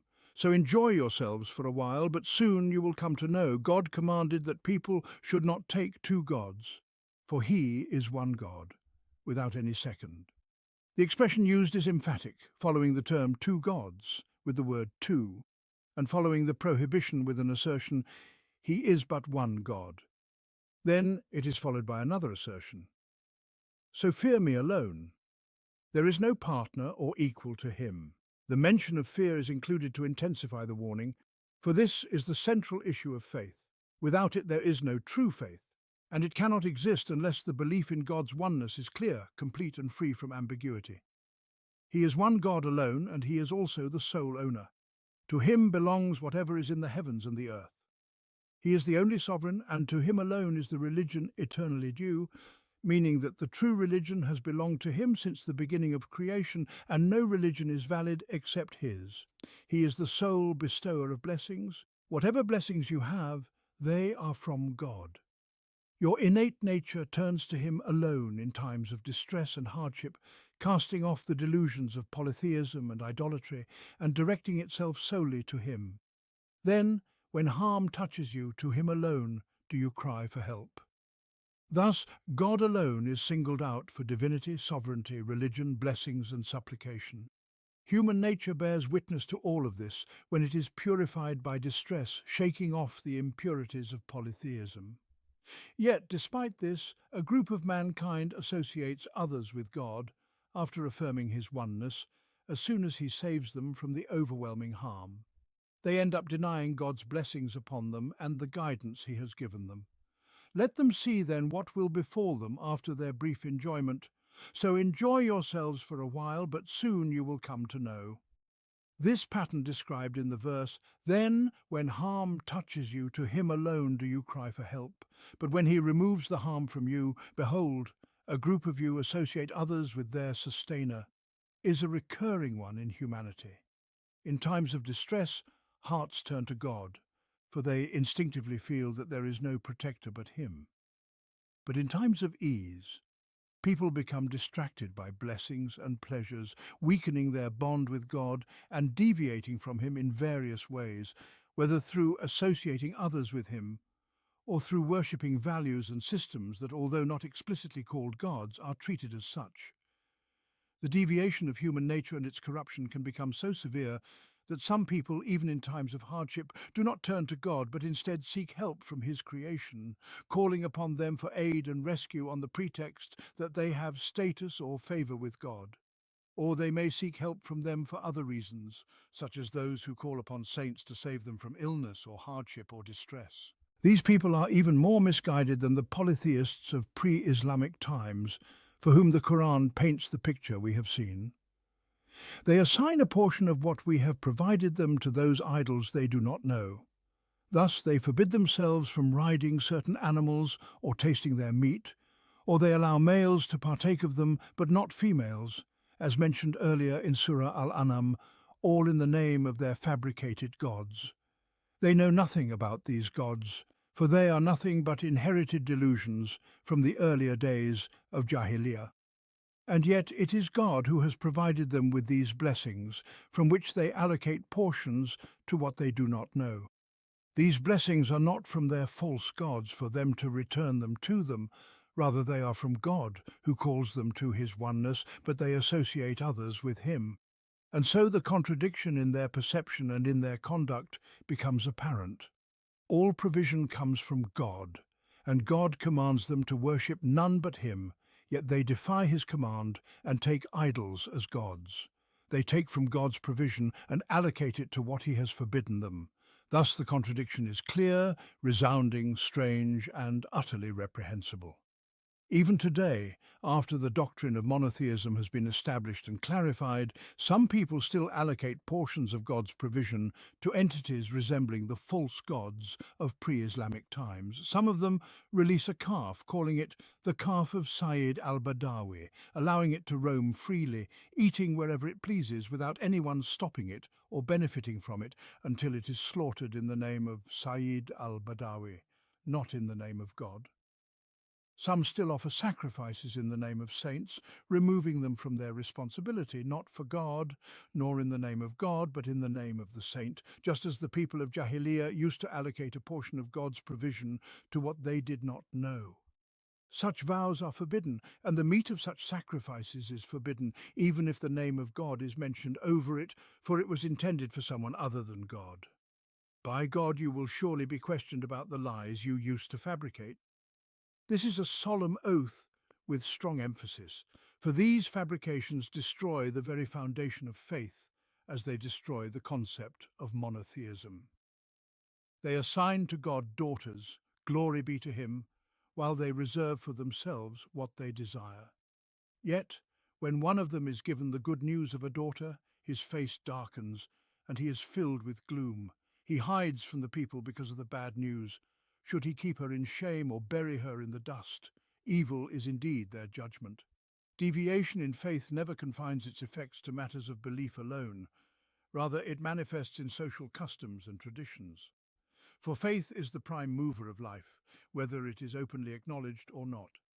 These pre-Islamic Arabs claimed that God had daughters, the angels, while they themselves hated the birth of daughters. Daughters, they said, were for God, but for themselves they reserved the male children they desired. And their deviation from the true faith led them to practices such as burying their daughters alive or keeping them in humiliation, subjecting them to poor treatment and a lowly status. They feared disgrace and poverty with the birth of daughters, for daughters could not fight or earn a living, and they might be taken captive in raids, bringing dishonor, or they might become a burden on their families, leading to poverty. But true faith is a safeguard against all of this, for sustenance is in the hands of God, who provides for everyone, and no one is afflicted with anything except what has been decreed for them. Moreover, in God's sight, both men and women are honored. The female in her humanity is the counterpart of the male, as Islam declares. The Quranic narrative paints a stark picture of the customs of Jahiliyyah. When one of them is given the good news of a daughter, his face darkens and he is filled with gloom. His face becomes dark with worry, grief and distress, and he suppresses his anger and sorrow as if a calamity had befallen him. But the daughter is a gift from God, just like the son, and he has no power to determine whether the fetus in the womb will be male or female.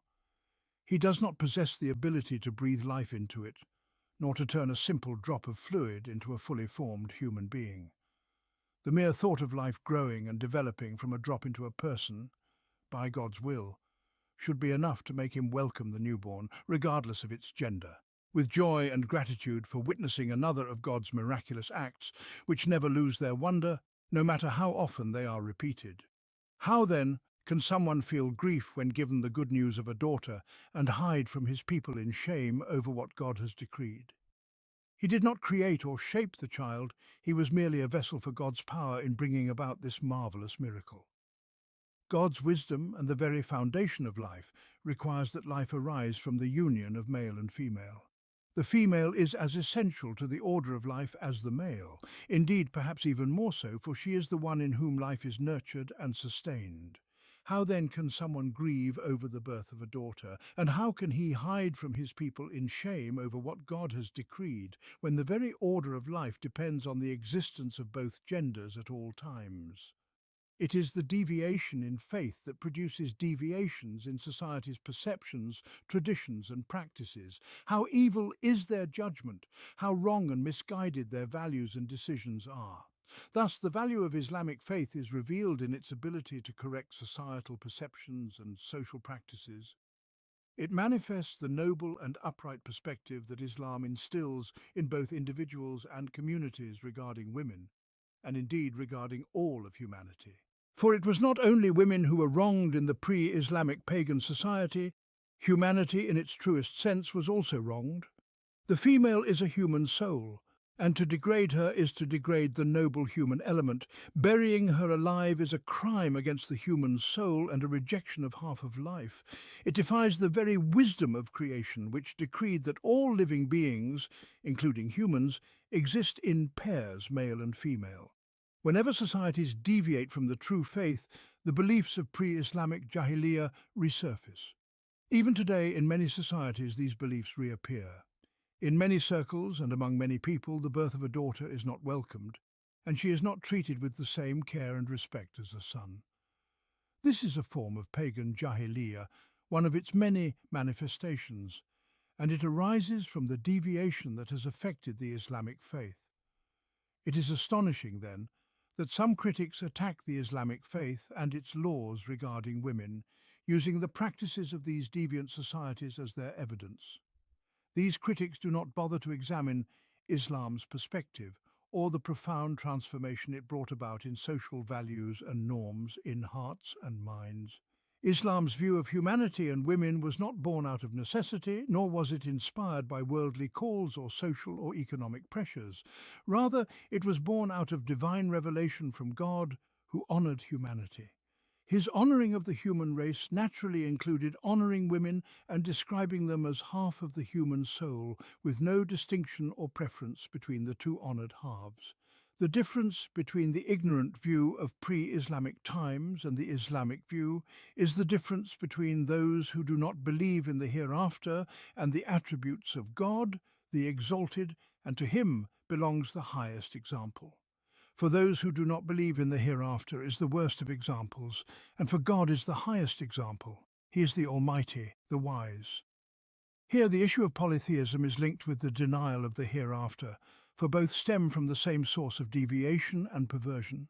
They are intertwined in the human soul, producing their effects on both the individual and society, in life and in social conditions.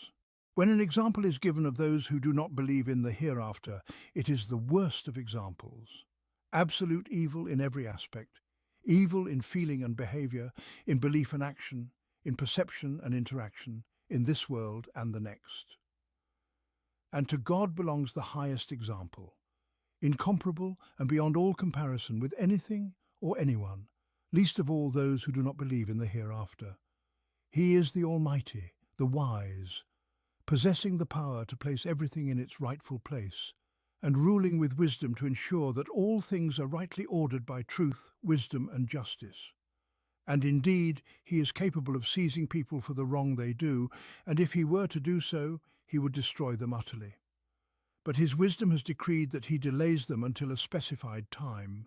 If God were to punish people for their wrongdoing, he would not leave a single creature on the earth, but he gives them respite until an appointed time. And when their time comes, they cannot delay it by an hour, nor can they hasten it. God created this creation, humanity, and bestowed upon it his blessings. Yet humans alone among creation spread corruption on the earth, oppress one another, deviate from God, associate others with him, and tyrannize one another, inflicting harm upon other creatures. Yet, despite all this, God is forbearing and compassionate toward them, granting them respite, even though he does not neglect them.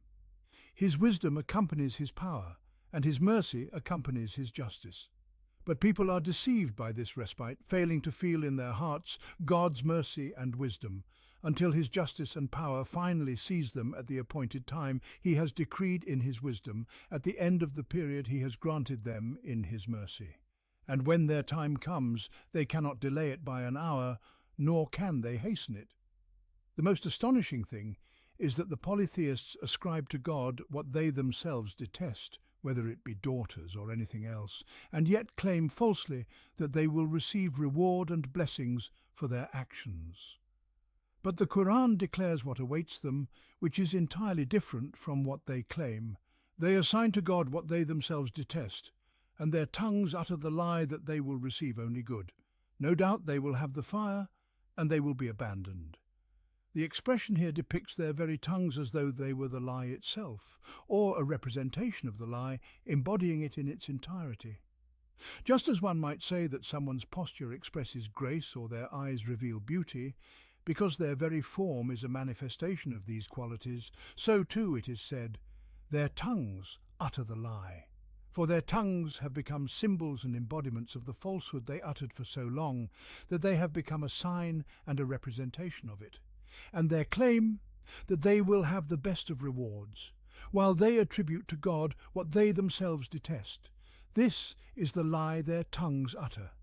But the truth which the text confronts them with before the verse is even complete is that they shall have nothing but the fire, without a doubt or uncertainty, and this with full merit and justice.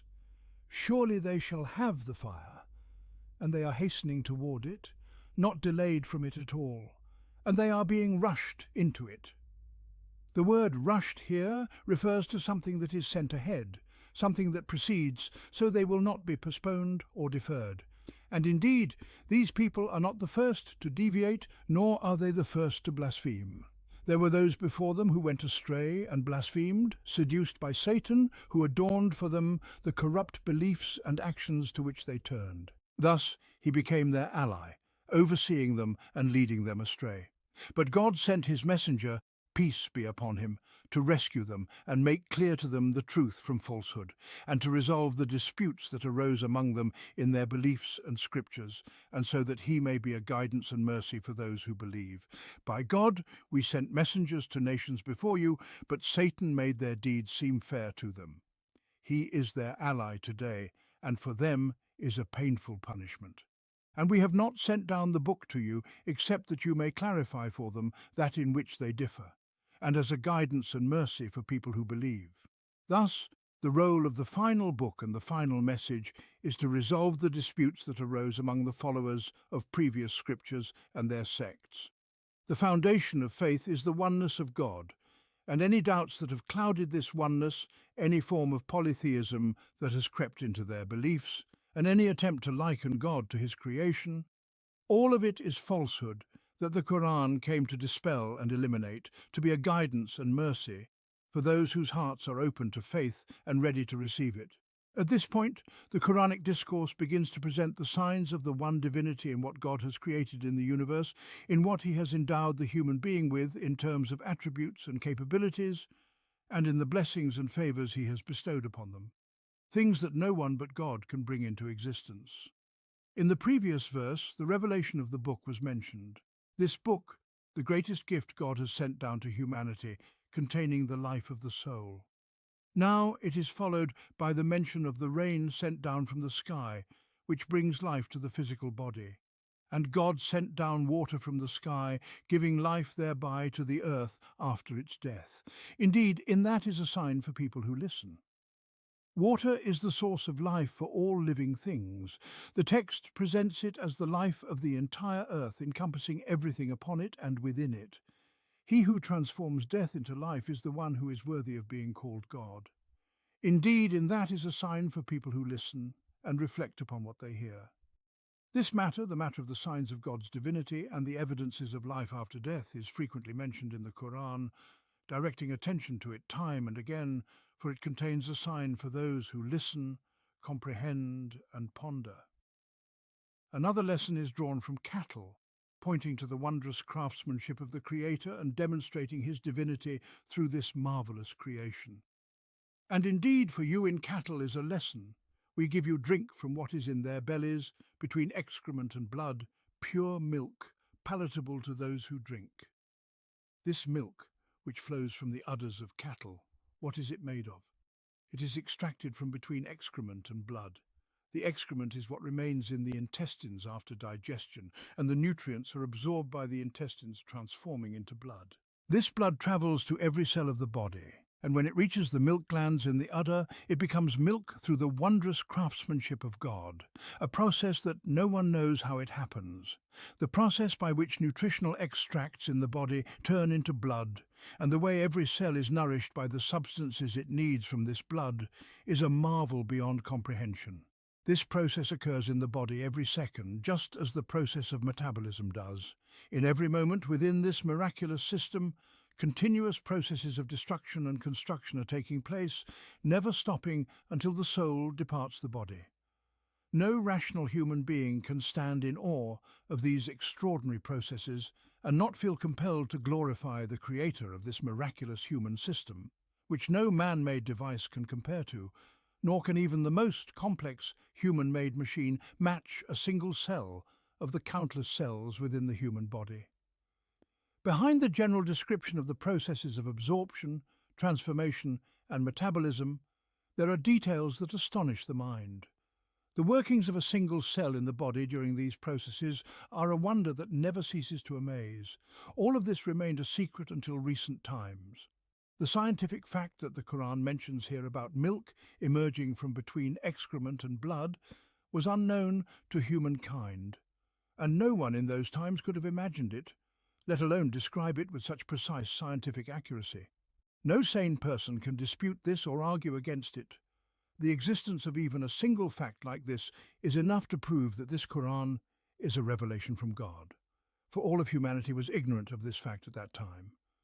The Qur'an, in addition to these pure scientific truths, carries within it other signs of revelation for those who perceive and appreciate its unique characteristics. But the presence of even one truth of this kind, presented with such precision, is enough to silence the most stubborn of disputants. And from the fruits of date palms and grapevines you take intoxicants and good provision. Indeed, in that is a sign for people who reason.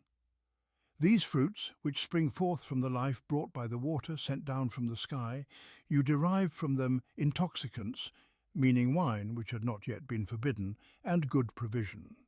The text hints that the good provision is distinct from wine, suggesting that wine is not a good provision. This serves as a prelude to the eventual prohibition of wine. At that time it was merely describing their reality, where they produced wine from the fruits of date palms and grapevines without explicitly permitting it, but rather laying the groundwork for its later prohibition. Indeed, in that is a sign for people who reason, so they may understand that the one who creates this provision is the one worthy of being worshipped. He is God.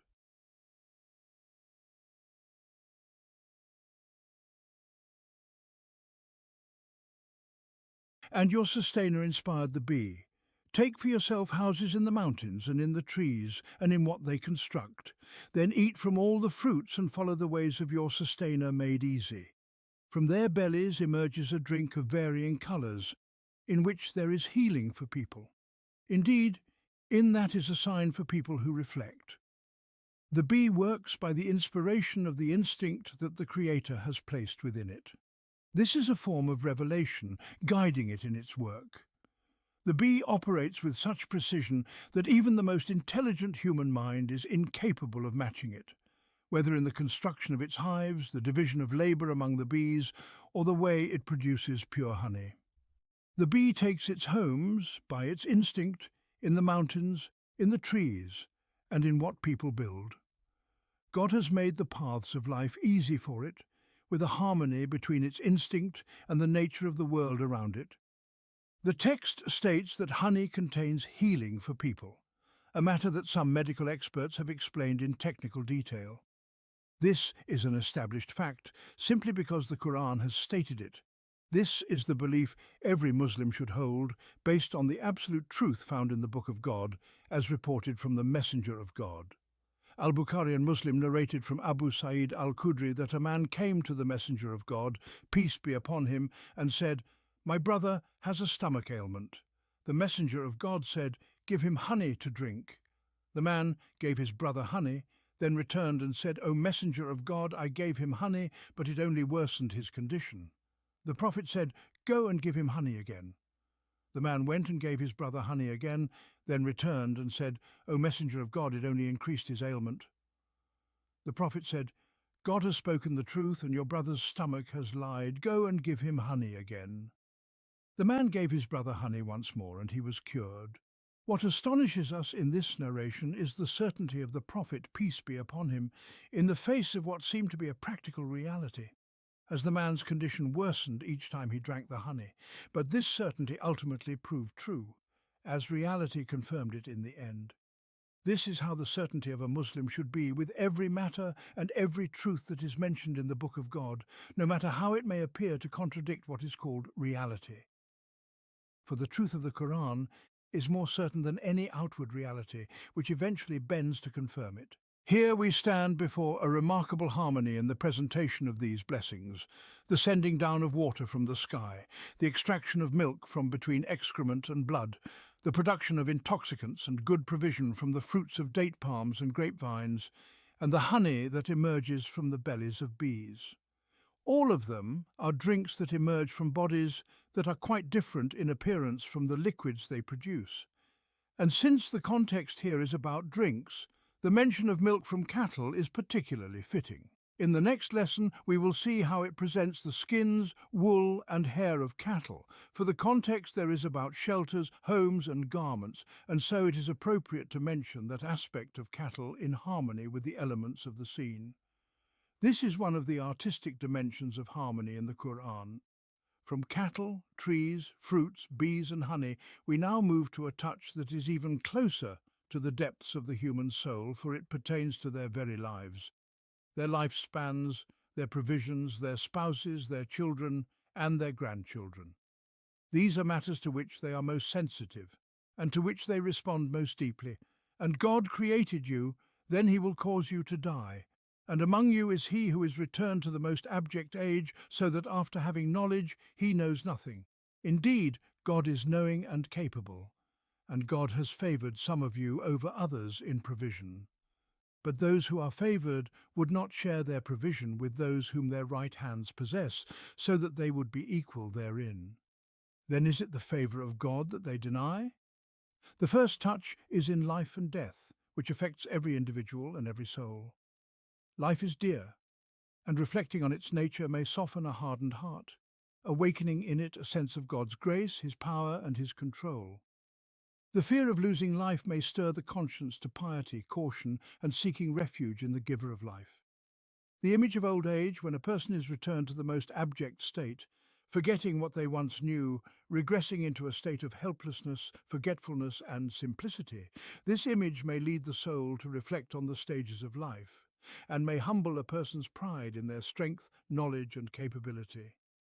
The verse concludes with a reminder, "Indeed, God is knowing and capable," bringing the soul back to this great truth, that eternal, all-encompassing knowledge belongs to God alone, and that his power, unaffected by time, is absolute. Human knowledge, on the other hand, is temporary, and human power is limited. Both are partial, incomplete, and finite. The second touch is in the matter of provision. The disparity in provisions is a noticeable phenomenon.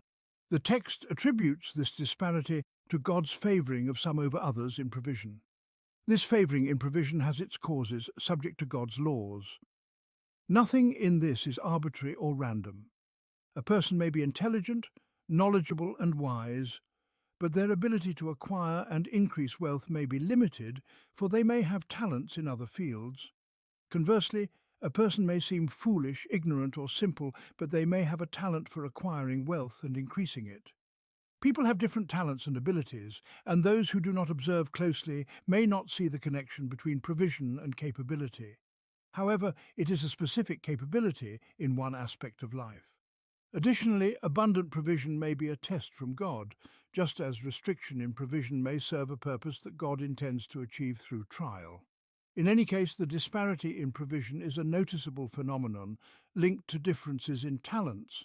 This is when the artificial, unjust causes that exist in corrupt societies are absent.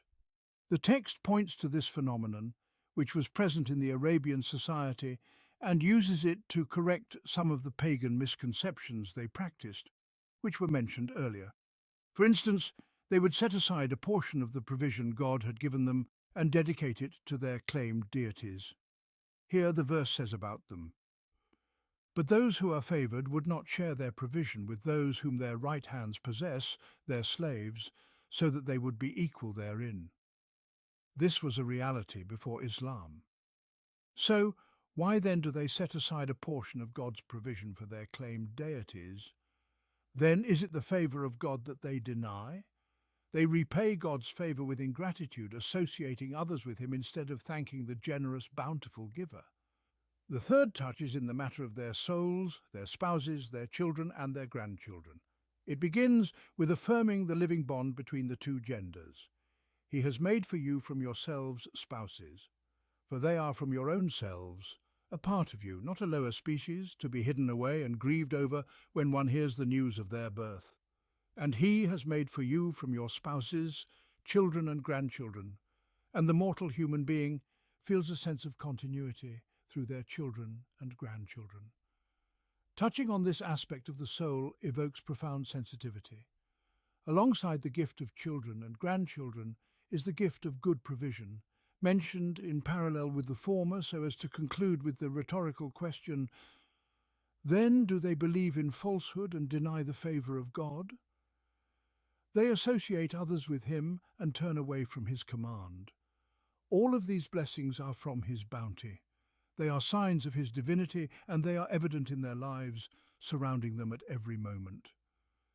Then do they believe in falsehood? Everything besides God is falsehood, and these claimed deities, these imagined idols, are all falsehood without existence or truth. And do they deny the favour of God?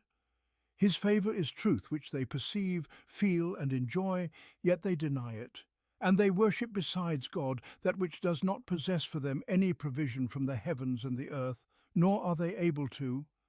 How strange it is that the human instinct could deviate to such an extent that people would turn in worship to something that cannot provide them with any sustenance and that has no power to do so under any circumstances.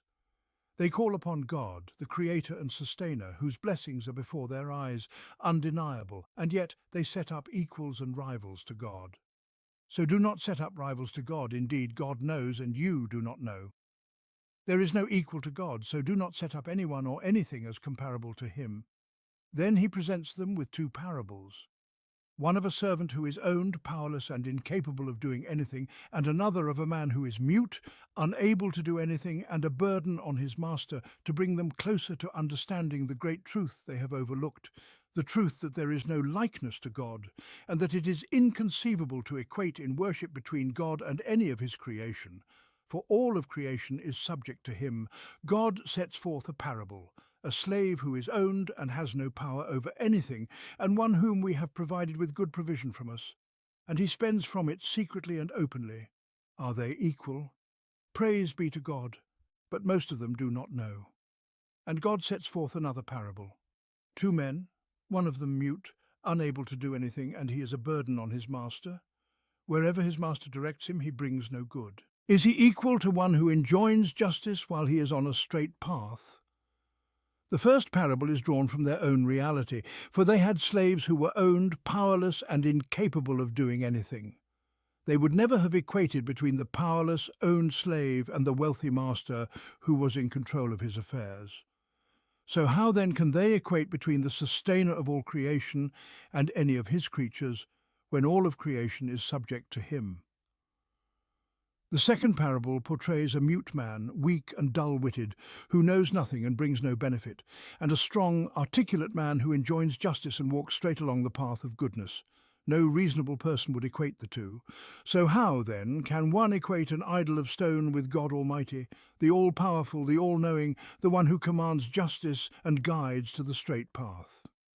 With these two parables, the discourse that began with God's command to the people, not to take two gods, concludes, ending with amazement at the affair of those who take two gods. Unto God belongs the hidden reality of the heavens and the earth, and the matter of the hour is but as the twinkling of an eye, or even nearer. Verily, God has power over all things. 1677.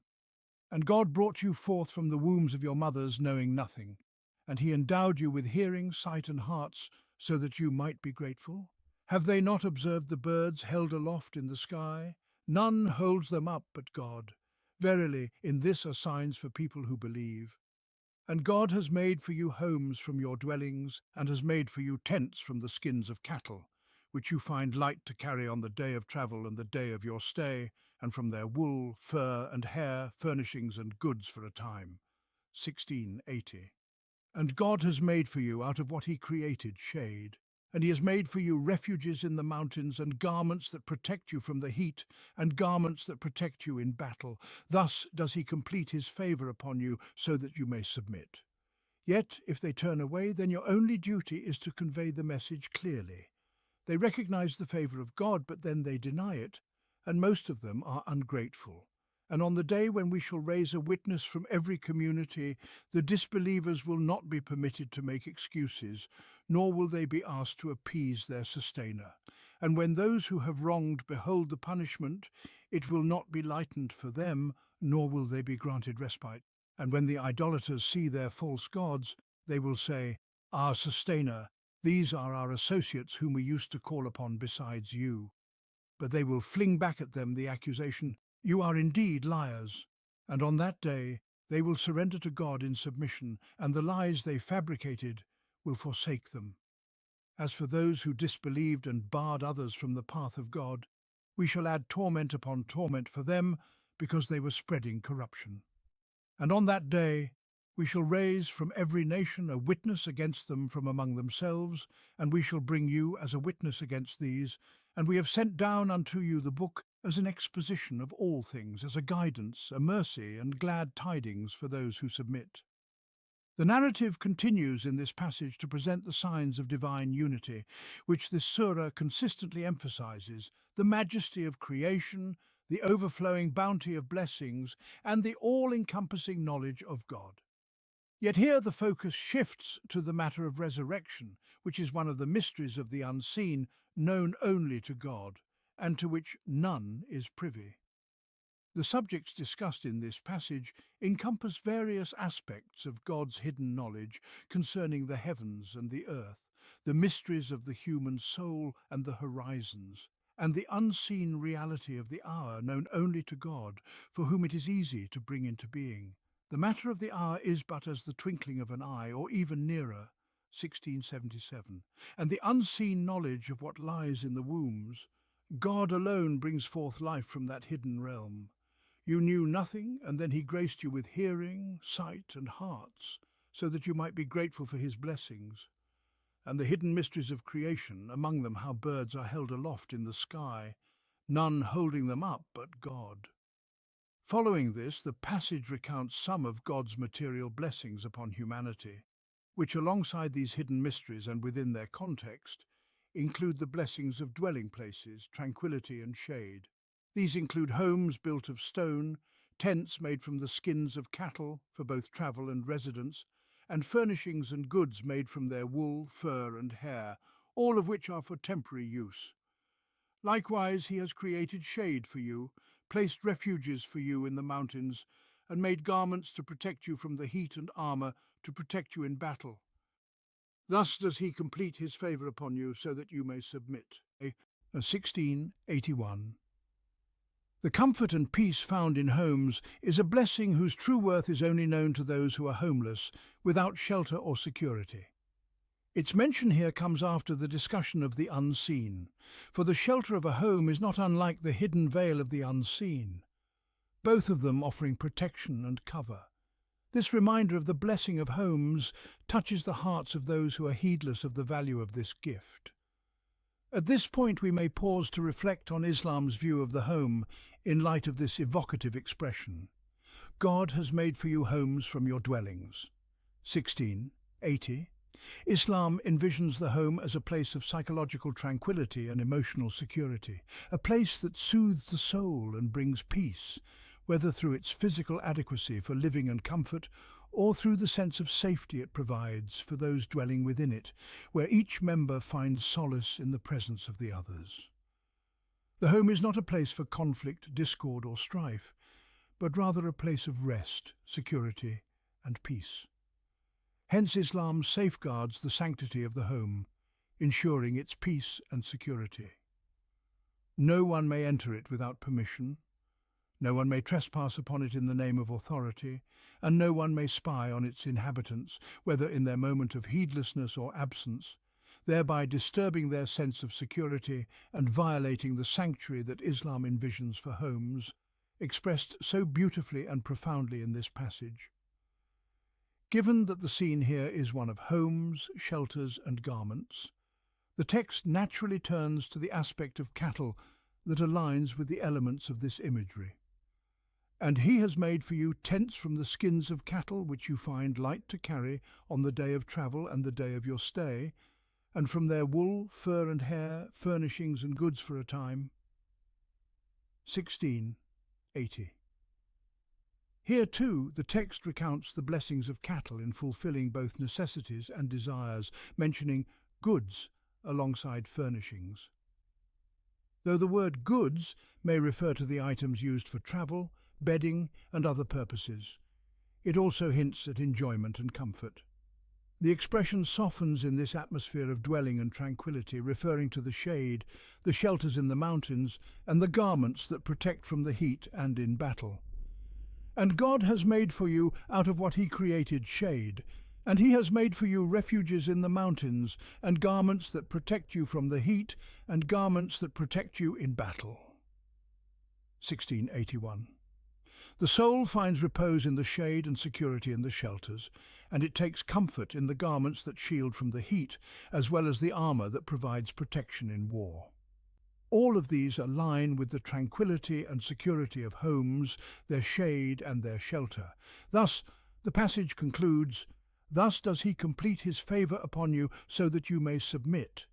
1681. And submission to God is indeed surrender, peace and repose. Thus, the imagery throughout this passage harmonizes beautifully, following the Quranic pattern of vivid, evocative portrayal. If they submit, then it is well. But if they turn away and stray, then the messenger's duty is only to convey the message clearly. And even if they become deniers and rejectors after recognizing God's favor, which cannot be denied, the responsibility of the prophet is fulfilled. Yet if they turn away, your only duty is to convey the message clearly. They recognize the favor of God, but then they deny it, and most of them are ungrateful. 1682-83. The passage then turns to what awaits the disbelievers when the hour arrives, as mentioned earlier. And on the day when we shall raise from every nation a witness, the disbelievers will not be permitted to make excuses, nor will they be asked to appease their sustainer. 1684. When those who have wronged behold the punishment, it will not be diminished for them, nor will they be granted respite. And when the idolaters see their false gods, they will say, "Our sustainer, these are our associates whom we used to call upon besides you." 1686. But the false gods will fling back at them the accusation, "Indeed, you are liars." 1686. On that day they will submit to God in complete surrender, and the lies they fabricated will abandon them. For those who disbelieved and prevented others from the path of God, we will increase torment upon torment due to the corruption they used to spread.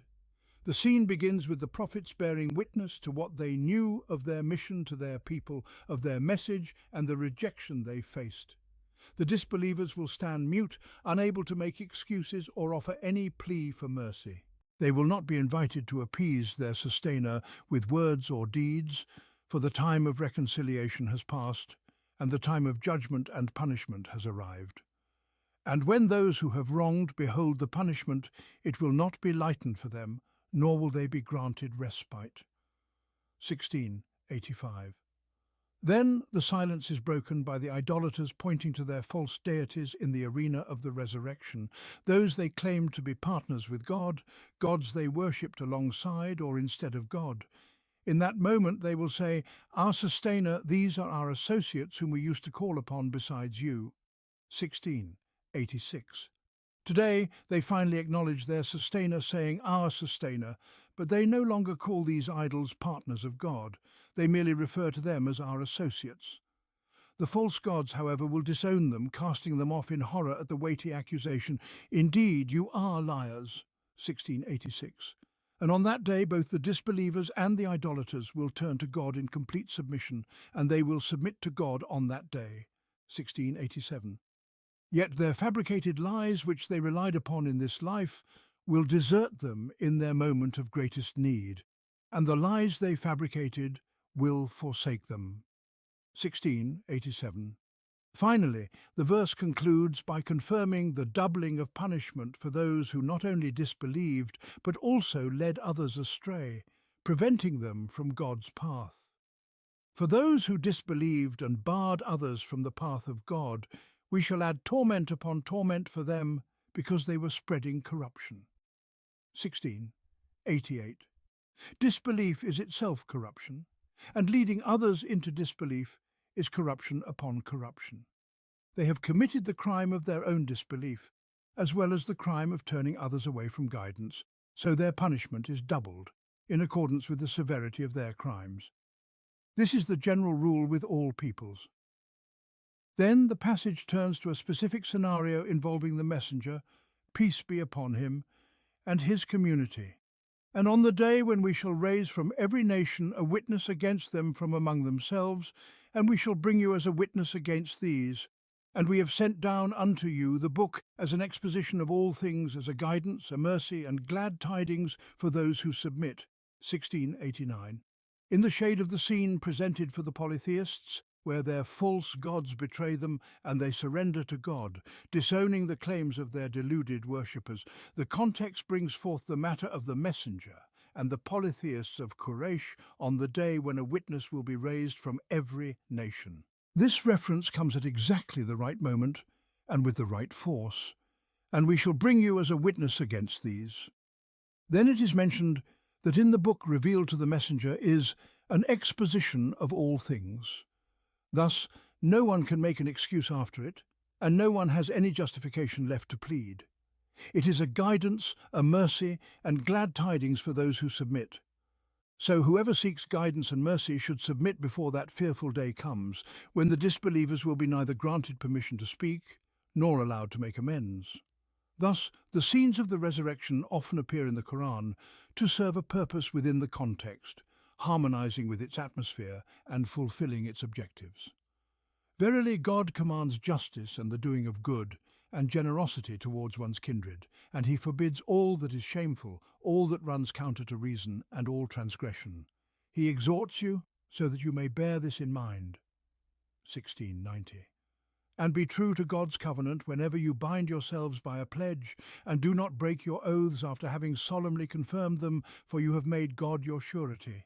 Verily, God knows all that you do. 1691. And do not be like her who breaks her yarn into untwisted strands after it has been firmly spun. You make your oaths a means of deception between you, lest one group become more numerous than another.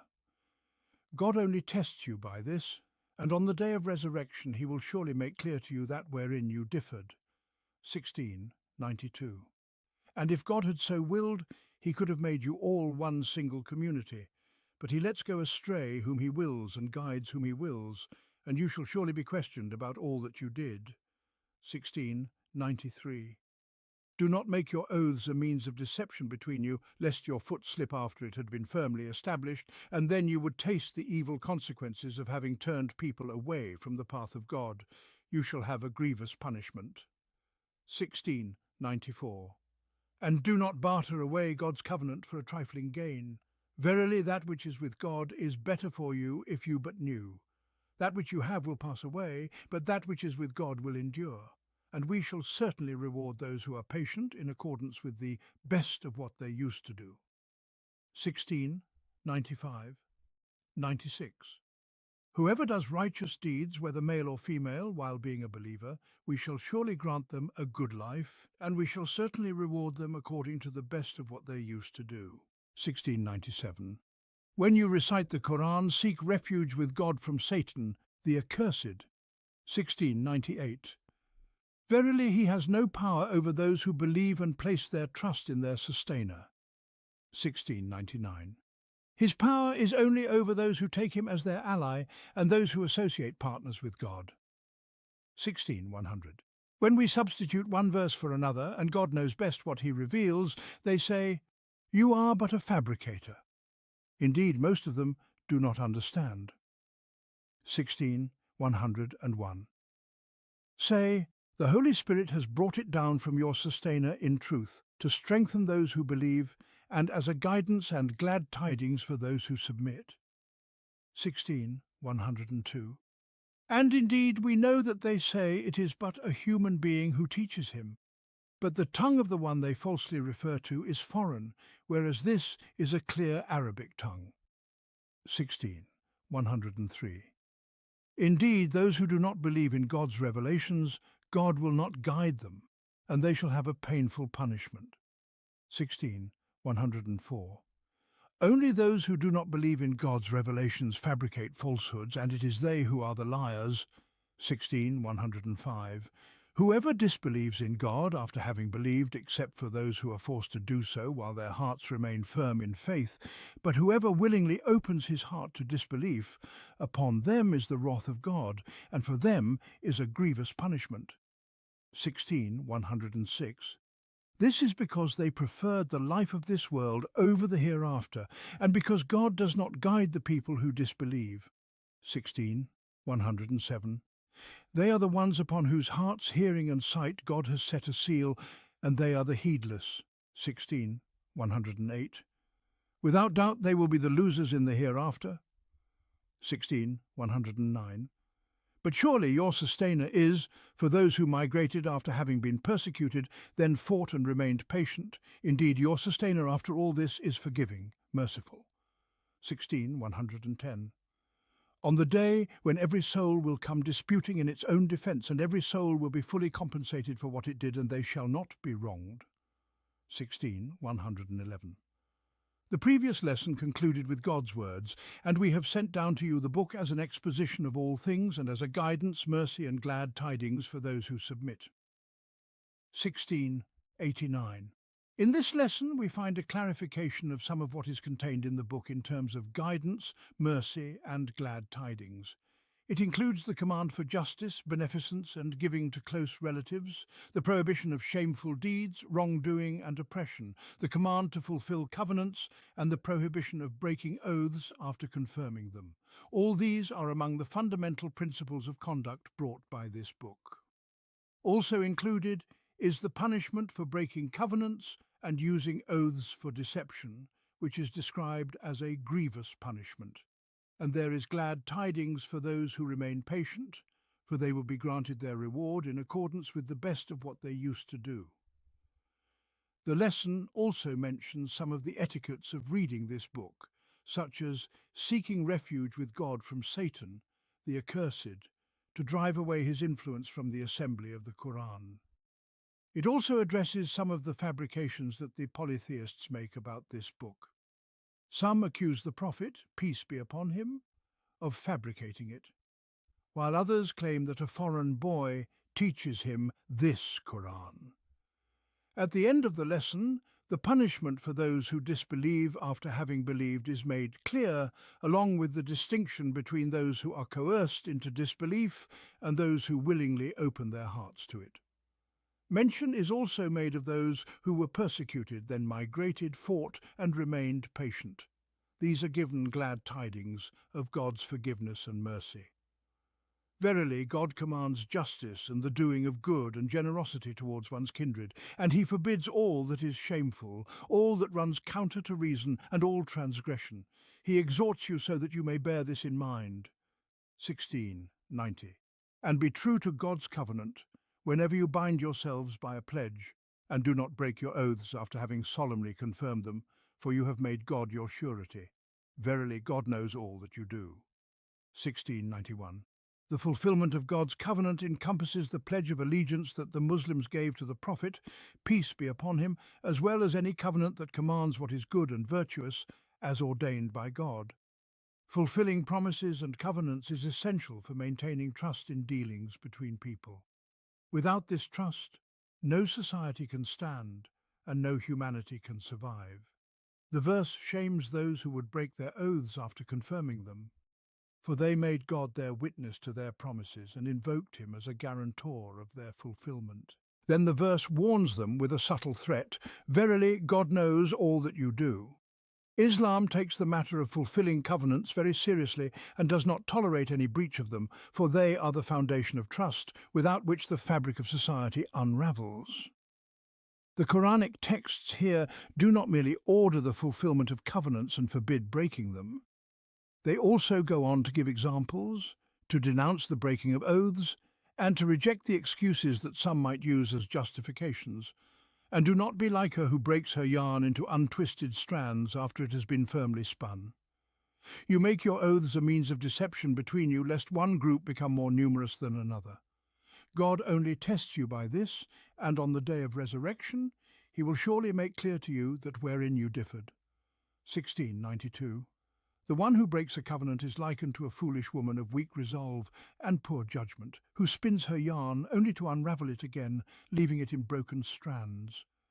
Every detail of this analogy is meant to evoke contempt and ridicule, to implant in the heart a sense of the absurdity and disgrace of such conduct. No honourable person would want to be likened to this woman, whose weak will and confused mind lead her to waste her time on futile endeavours. Some people justified their breaking of the covenant with the Prophet, peace be upon him, by saying that Muhammad and his followers were weak and few in number, while Quraysh were many and powerful. They were thus reminded that this was not a valid pretext for using their oaths as a tool of deceit. You make your oaths a means of deception between you, lest one group become more numerous than another. 1692. This includes what is known today as national interest, where one state makes a treaty with another or with a group of states, only to break it because there is a stronger state or alliance on the other side, all in the name of national interest. Islam does not accept such justifications. It insists on the fulfillment of covenants and forbids using oaths as a cover for deceit and fraud. However, Islam also does not endorse any alliance or cooperation based on sin, transgression or exploitation of others. Any agreement or cooperation must be based on righteousness and piety. This was the foundation upon which the Islamic community and the Islamic State were built, bringing peace, trust and integrity to personal and international dealings when humanity was guided by the leadership of Islam. The verse warns against such justifications and reminds the believers that God is testing them to see how they will act. God only tests you by this. 1692. And then it leaves the matter of disputes between communities and nations to be resolved by God on the day of resurrection. And on the day of resurrection he will surely make clear to you that wherein you differed. 1692. Thus, it prepares the believers to remain faithful to their covenants, even with those who differ from them in belief and ideology. And if God had so willed, he could have made you all one single community, but he lets go astray whom he wills and guides whom he wills, and you shall surely be questioned about all that you did. 1693. If God had so willed, he could have created all of humanity with the same disposition, but he created them with different capacities, making each one unique and distinct. He has established laws of guidance and misguidance which operate according to his will. Everyone will be held accountable for their actions, and differences in belief should not be a reason to break covenants. The diversity of beliefs is part of God's will, and the sanctity of covenants must be upheld regardless of these differences. This is a pinnacle of integrity in dealings and religious tolerance, which was only fully realized in the practical life of Islam under the guidance of the Qur'an. The passage continues to emphasize the fulfillment of covenants and warns against using oaths for deceit, false security, and the pursuit of fleeting worldly gains. It highlights the consequences of such actions, both in this life and in the hereafter, where the punishment will be grievous. Yet, the passage also holds out a promise of what is with God, which is far better than the fleeting gains of this world. It reminds us of the impermanence of what we possess and the enduring nature of what is with God. Do not make your oaths a means of deception between you, lest your foot slip after it had been firmly established, and then you would taste the evil consequences of having turned people away from the path of God. You shall have a grievous punishment. And do not barter away God's covenant for a trifling gain. Verily that which is with God is better for you if you but knew. That which you have will pass away, but that which is with God will endure. And we shall certainly reward those who are patient in accordance with the best of what they used to do. 16. 94. 96. Using oaths for deceit weakens one's faith and distorts the image of faith in the eyes of others. A person who swears falsely, knowing that they are lying, cannot have a firm faith, nor can they walk steadily on the path of righteousness. At the same time, this behavior tarnishes the image of faith in the eyes of those who observe it, leading them to turn away from God's path because of the bad example set by those who claim to believe. Many groups and nations have entered Islam because they witnessed firsthand the honesty, trustworthiness and integrity of the Muslims in their dealings and covenants. The gains from adhering to these principles were far greater than any temporary losses that might have arisen from keeping their promises. Indeed, the Qur'an and the Sunnah of the Messenger, peace and blessings be upon him, left a profound and lasting impression on the souls of the Muslims, shaping a distinct character in their individual and international dealings. It is narrated that there was a treaty between Muawiyah ibn Abi Sufyan and the King of Rome. As the treaty approached its end, Muawiyah advanced toward their lands. When the treaty expired and he was close to their territory, he launched an attack while they were unaware. Upon this, Umar ibn Utbah said to him, "Godu Akbar, O Muawiyah, fulfillment, not betrayal. I heard the Messenger of God, peace and blessings be upon him, say, whoever has a treaty between him and another people should not violate it until its time has expired." So Muawiyah returned with his army. The narrations concerning the sanctity of treaties, no matter the short-term benefits of breaking them, are numerous and well known. This Qur'an instilled within the hearts a clear Islamic disposition, and it both encourages and warns, promises and cautions. It makes the covenant a covenant with God, portraying the benefits of breaking it as paltry and insignificant, while what is with God in return for fulfilling it is great and abundant. And do not barter away God's covenant for a trifling gain. That which is with God is better for you if you but knew. 1695. And it reminds that whatever man possesses, even if it belongs to one person, is transient, but what is with God is eternal and everlasting. What is with you will pass away, but what is with God is everlasting. 1696. It strengthens the resolve to fulfill promises and endure the hardships that come with it, promising those who are patient a most excellent reward. And we shall certainly reward those who are patient in accordance with the best of what they used to do. 1696. And it promises to overlook whatever evil they might have done, ensuring that the reward is based on the best of their deeds and nothing else. How noble is such a reward! In connection with work and reward, the Quran then establishes a general principle. Whoever does righteous deeds, whether male or female, while being a believer, we shall surely grant them a good life, and we shall certainly reward them according to the best of what they used to do. 1697. This verse settles several key truths. Firstly, both men and women are equal in terms of work and reward in their relationship with God and in the recompense they receive from Him. Even though the word whoever generally includes both genders, the text specifies male or female to affirm this truth with greater clarity.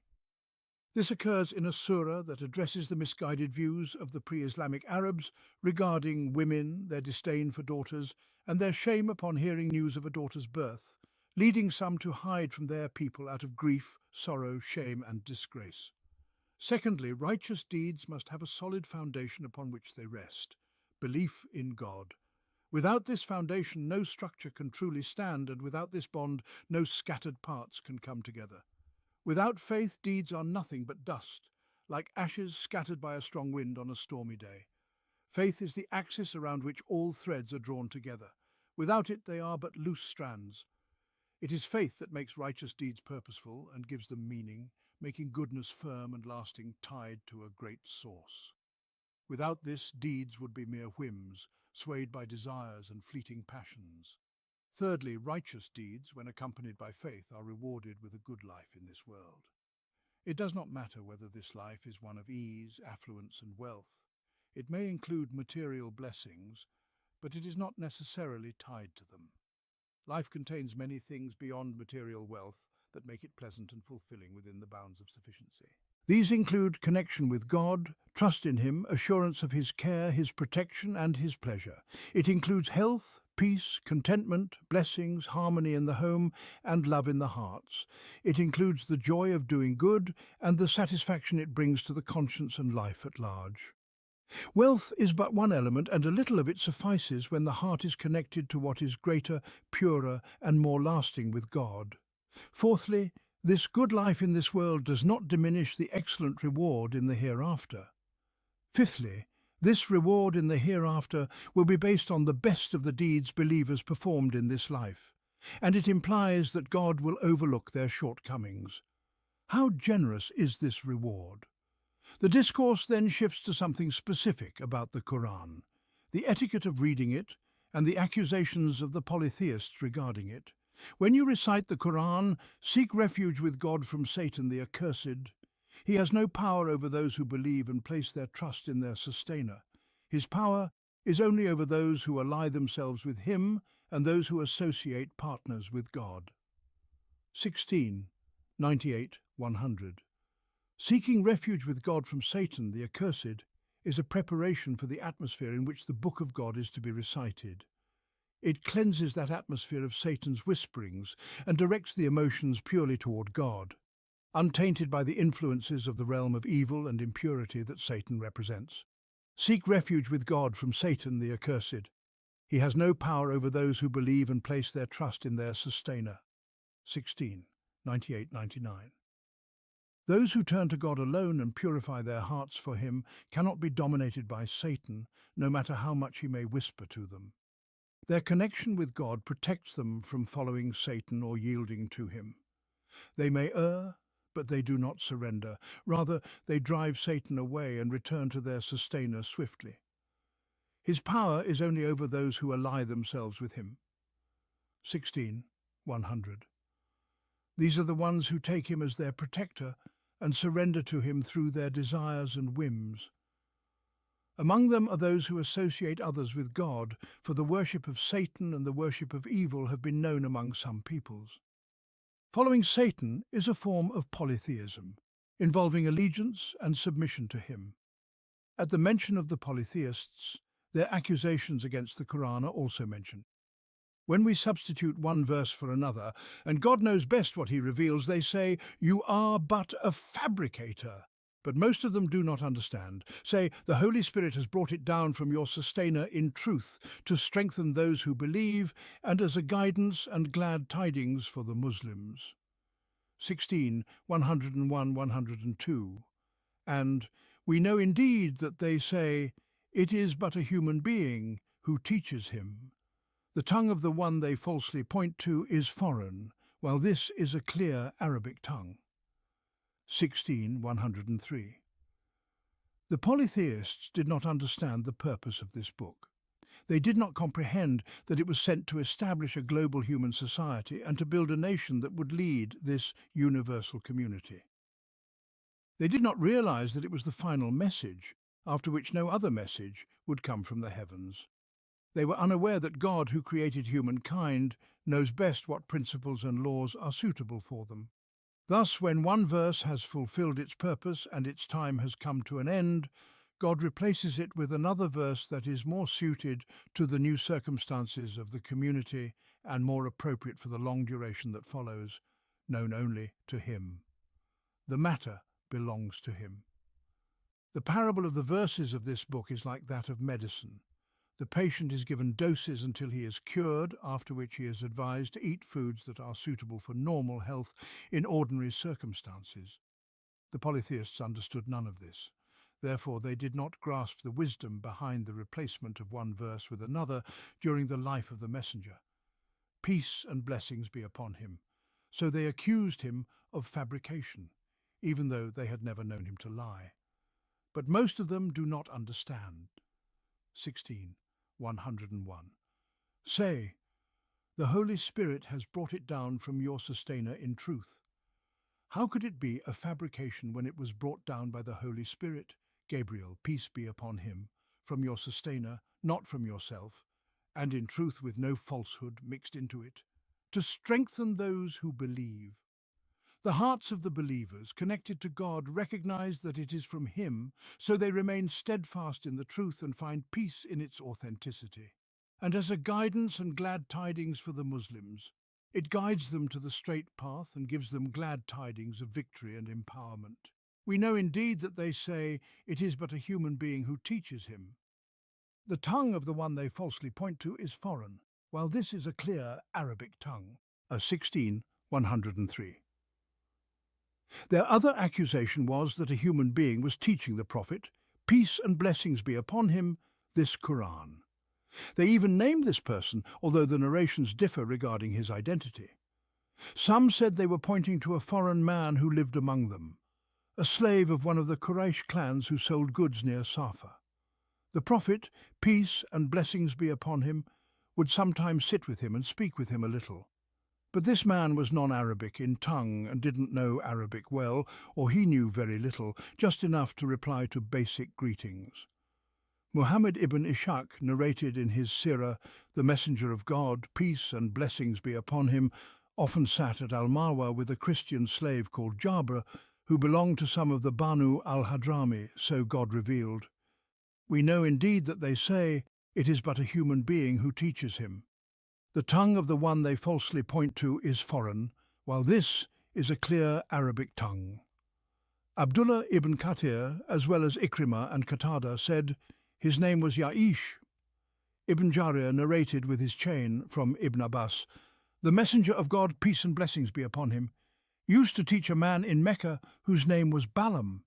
He was a non-Arabic speaker, and the polytheists saw the messenger of God, peace be upon him, entering and leaving his place, so they said, "It is Balaam who teaches him." Thus God revealed this verse. The Qur'an refuted this accusation with a simple, clear response that required no argument. The tongue of the one they falsely point to is foreign, while this is a clear Arabic tongue. How could someone with a foreign tongue teach Muhammad this Qur'an, which is in a clear Arabic tongue? This claim of theirs is difficult to take seriously, and it seems most likely to have been one of their many deceitful plots, which they concocted knowing full well its falsehood. Otherwise, how could they, who knew best the value and miraculous nature of this book, claim that a foreigner could teach Muhammad this scripture? If such a person had the ability to produce something like it, would he not have declared it for himself? Today, after humanity has progressed so much and human talents have blossomed in the form of books, writings, systems and legislations, anyone with a taste for language or an understanding of social and legal systems can recognize that a book like this could not be the work of man. Even the materialistic atheists of communist Russia, when they sought to attack this religion at the Orientalist Conference in 1954, claimed that this Quran could not have been the work of a single person, Muhammad, but rather the work of a large group of people. They argued that it could not have been written in Arabia, but that parts of it must have been written elsewhere. They were driven to this conclusion by their belief that such a book was too great to be the product of one man's talent or the knowledge of a single nation. Yet they did not say what natural, sound logic would suggest, that it is the revelation of the sustainer of all worlds, for they deny that this universe has a God, that there is any revelation, or that there have been prophets and messengers. So how could they claim, this being the opinion of a group of scholars in the 20th century, that a foreigner with a non-Arabic tongue, a slave to some clan in Arabia, could have taught Muhammad this book? The Quran explains the error in their claim. Indeed, those who do not believe in God's revelations, God will not guide them, and they shall have a painful punishment. 16:104. These people, who did not believe in God's revelations, were not guided by God to the truth regarding this book, nor will they be guided to the truth in anything, because they rejected and turned away from the signs that lead to guidance. Consequently, for them is a painful punishment after their prolonged misguidance. The Quran then emphasizes that fabricating lies against God can only come from such people, those who do not believe. It is impossible for the truthful messenger, peace be upon him, to have engaged in such falsehood. Only those who do not believe in God's revelations fabricate falsehoods, and it is they who are the liars. 16:105. Lying is a heinous crime which no believer would ever commit. In fact, the Prophet, peace be upon him, stated in a hadith that a believer may commit many sins, but lying is not one of them. The discourse then transitions to clarify the ruling on those who disbelieve after having believed. Whoever disbelieves in God after having believed, except for those who are forced to do so while their hearts remain firm in faith, but whoever willingly opens his heart to disbelief, upon them is the wrath of God, and for them is a grievous punishment. This is because they preferred the life of this world over the hereafter, and because God does not guide the people who disbelieve. They are the ones upon whose hearts, hearing and sight God has set a seal, and they are the heedless. Without doubt they will be the losers in the hereafter. 16:106-109. The early Muslims in Mecca endured persecution that only those who sought martyrdom and preferred the hereafter could withstand. They accepted the torment of this world rather than return to the ways of disbelief and misguidance. This verse harshly condemns those who turn away from faith after having believed, for they had known and tasted faith but then turned back, preferring the life of this world over the hereafter. God condemns them with his wrath, a grievous punishment, and the loss of divine guidance. He describes them as heedless, with their hearts, hearing and sight sealed, and declares that they will be the losers in the hereafter. This is because faith is not something to be bargained with or weighed in terms of worldly gain or loss. Once the heart has believed in God, nothing of this world should influence it. Earthly matters have their own reckoning, but faith has its own reckoning, and the two cannot be mixed. Faith is not a trivial matter, nor is it a transaction subject to negotiation. It is above all that and far more precious. Thus the severe nature of the punishment and the gravity of the crime are emphasized. An exception is made for those who are compelled to outwardly express disbelief while their hearts remain firm in faith. This verse was revealed concerning Ammar ibn Yasir. Ibn Jarir narrated with his chain from Abu Ubaidah Muhammad ibn Ammar ibn Yasir, who said, "The polytheists took Ammar ibn Yasir and tortured him until he agreed with some of what they wanted. He then complained to the Prophet, peace be upon him, who asked him, 'How do you find your heart?' Ammar replied, 'Steadfast in faith.' The Prophet, peace be upon him, then said, 'If they repeat it, then repeat what you said.' Thus a dispensation was granted for such circumstances. However, some Muslims refused to utter words of disbelief, choosing instead to face death rather than speak a word against their faith. Such was the case of Sumayya, the mother of Yasir, who was killed by a spear driven through her most private and sacred part. The same was true of her husband Yasir. Bilal, may God be pleased with him, also endured various tortures at the hands of the polytheists. They would place a heavy stone on his chest in the scorching heat and command him to associate others with God. But he would refuse, saying, "Ahad, Ahad, one, one." He would say, "By God, if I knew a word more hateful to you than this, I would say it." And likewise Habib ibn Zayd al-Ansari, when Musaylima the false prophet asked him, "Do you bear witness that Muhammad is the messenger of God?" He replied, "Yes." Then Musaylima asked, "Do you bear witness that I am the messenger of God?" Habib responded, "I do not hear."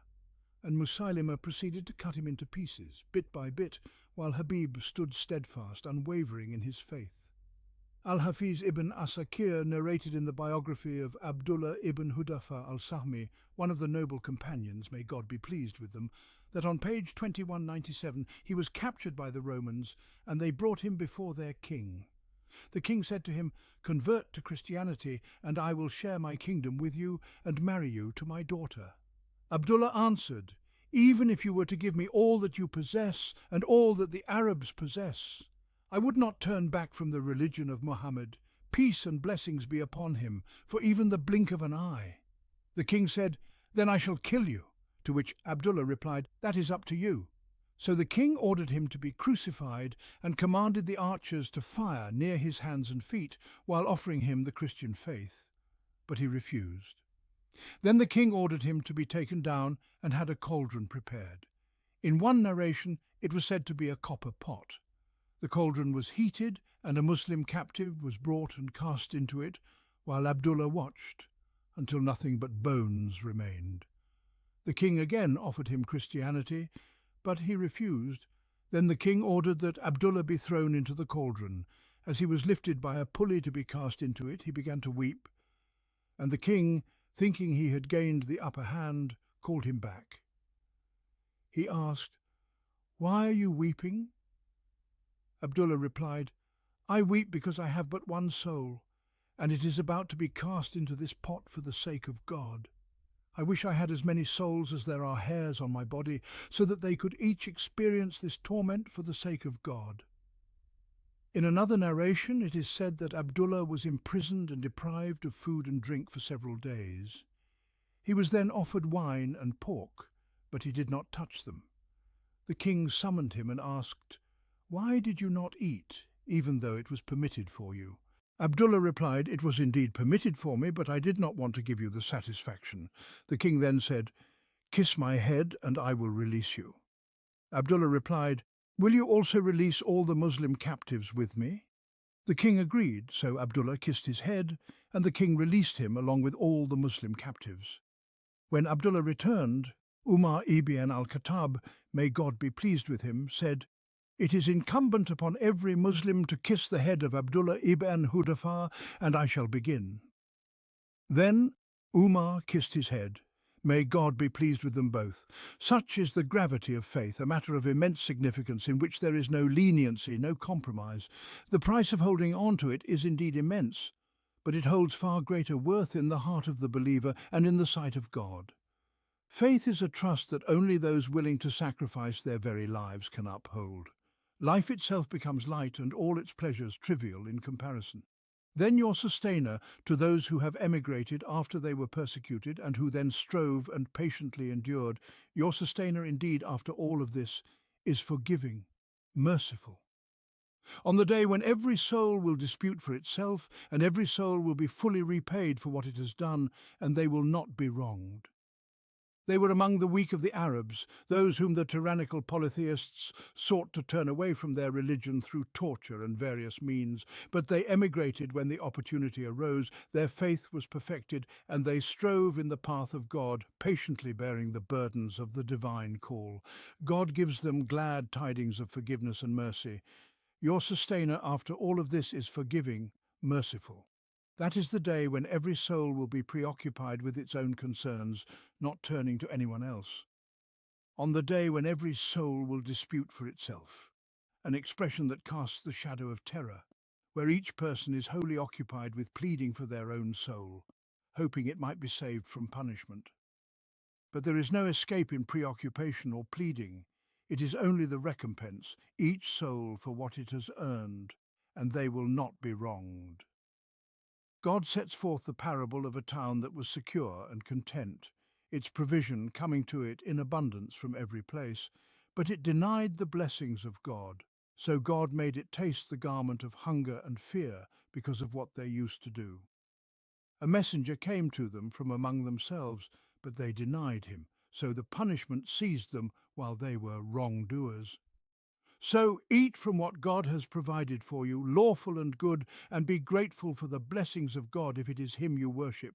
He has only forbidden you the dead animal, blood, the flesh of swine, and that which has been dedicated to other than God. But whoever is compelled, without desire or transgression, then indeed God is forgiving, merciful.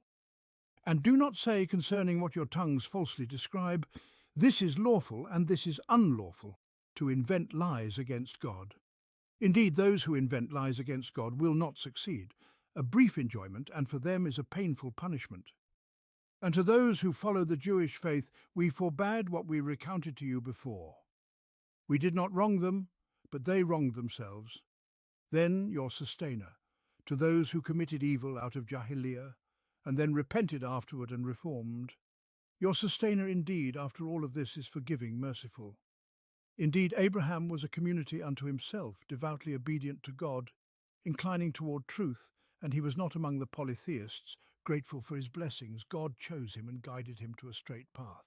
We gave him good in this world, and indeed in the hereafter he will be among the righteous.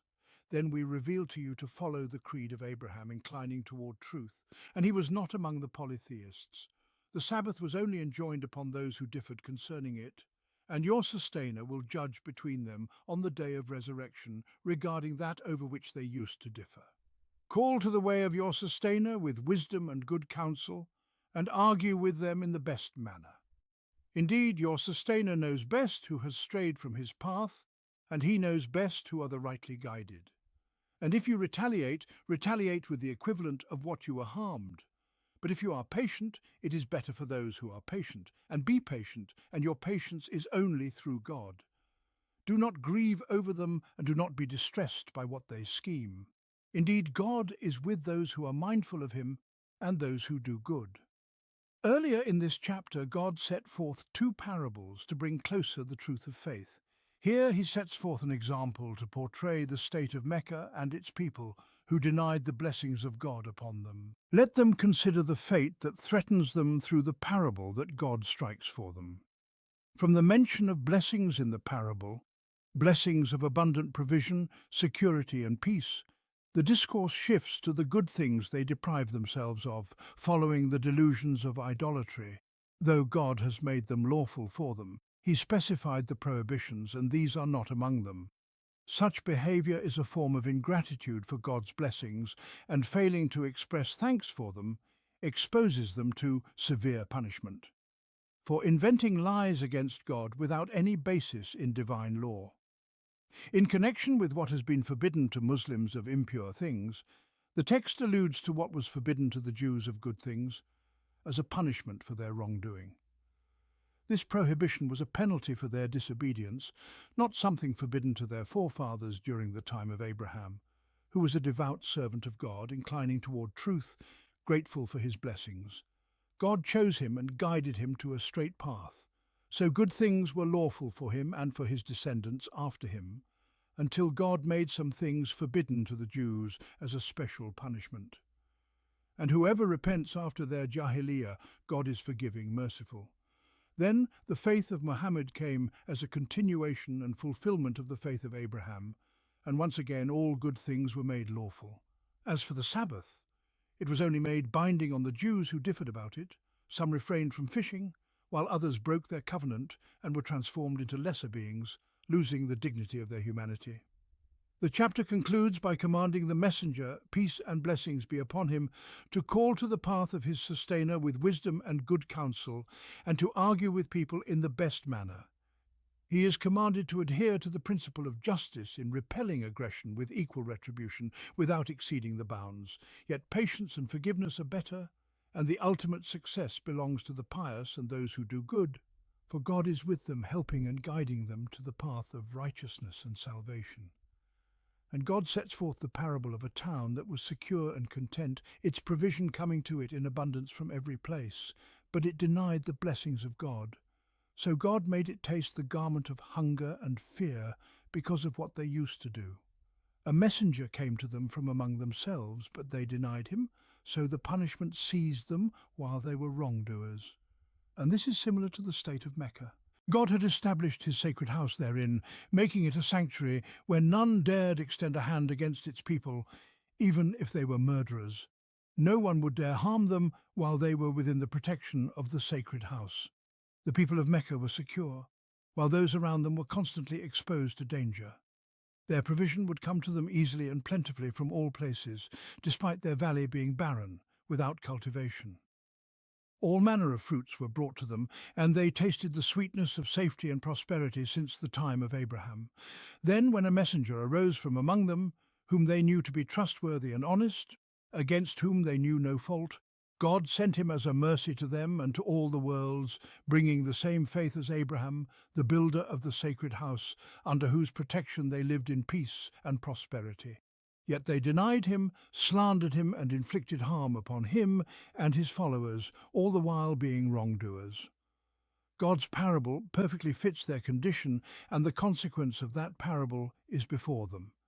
The town that was once secure and content, receiving its provision from all places, denied the blessings of God and rejected his messenger. So God made it taste the garment of hunger and fear because of what they used to do, and the punishment seized them while they were wrongdoers.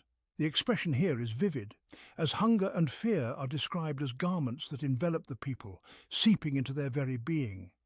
They taste these garments deeply, for tasting is more potent than mere touch. The vividness of this imagery intensifies the pain and suffering they endure, perhaps awakening them to the consequences awaiting them should they persist in their wrongdoing. Amidst this parable, which evokes both blessings and deprivation, God commands them to eat of what he has made lawful and good for them, and to be grateful for his bounty if they truly desire to follow the path of true faith, free from the delusions of idolatry. So eat from what God has provided for you, lawful and good, and be grateful for the blessings of God if it is him you worship. God then details the prohibitions, narrowing them to what has been clearly forbidden, and excluding the things the polytheists of Mecca had falsely prohibited upon themselves in the name of their idols. He has only forbidden you the dead animal, blood, the flesh of swine, and that which has been dedicated to other than God. These things are forbidden either because they harm the body and soul, like carrion, blood, and the flesh of swine, or because they harm the heart and faith, like that which is sacrificed to other than God. But whoever is compelled without desire or transgression, then indeed God is forgiving, merciful. This religion is one of ease, not hardship. If a person fears for their life or health due to hunger or thirst, they may partake of these forbidden things in the amount necessary to avert harm, without overstepping the bounds of necessity. This is the boundary between what is lawful and what is forbidden in matters of food.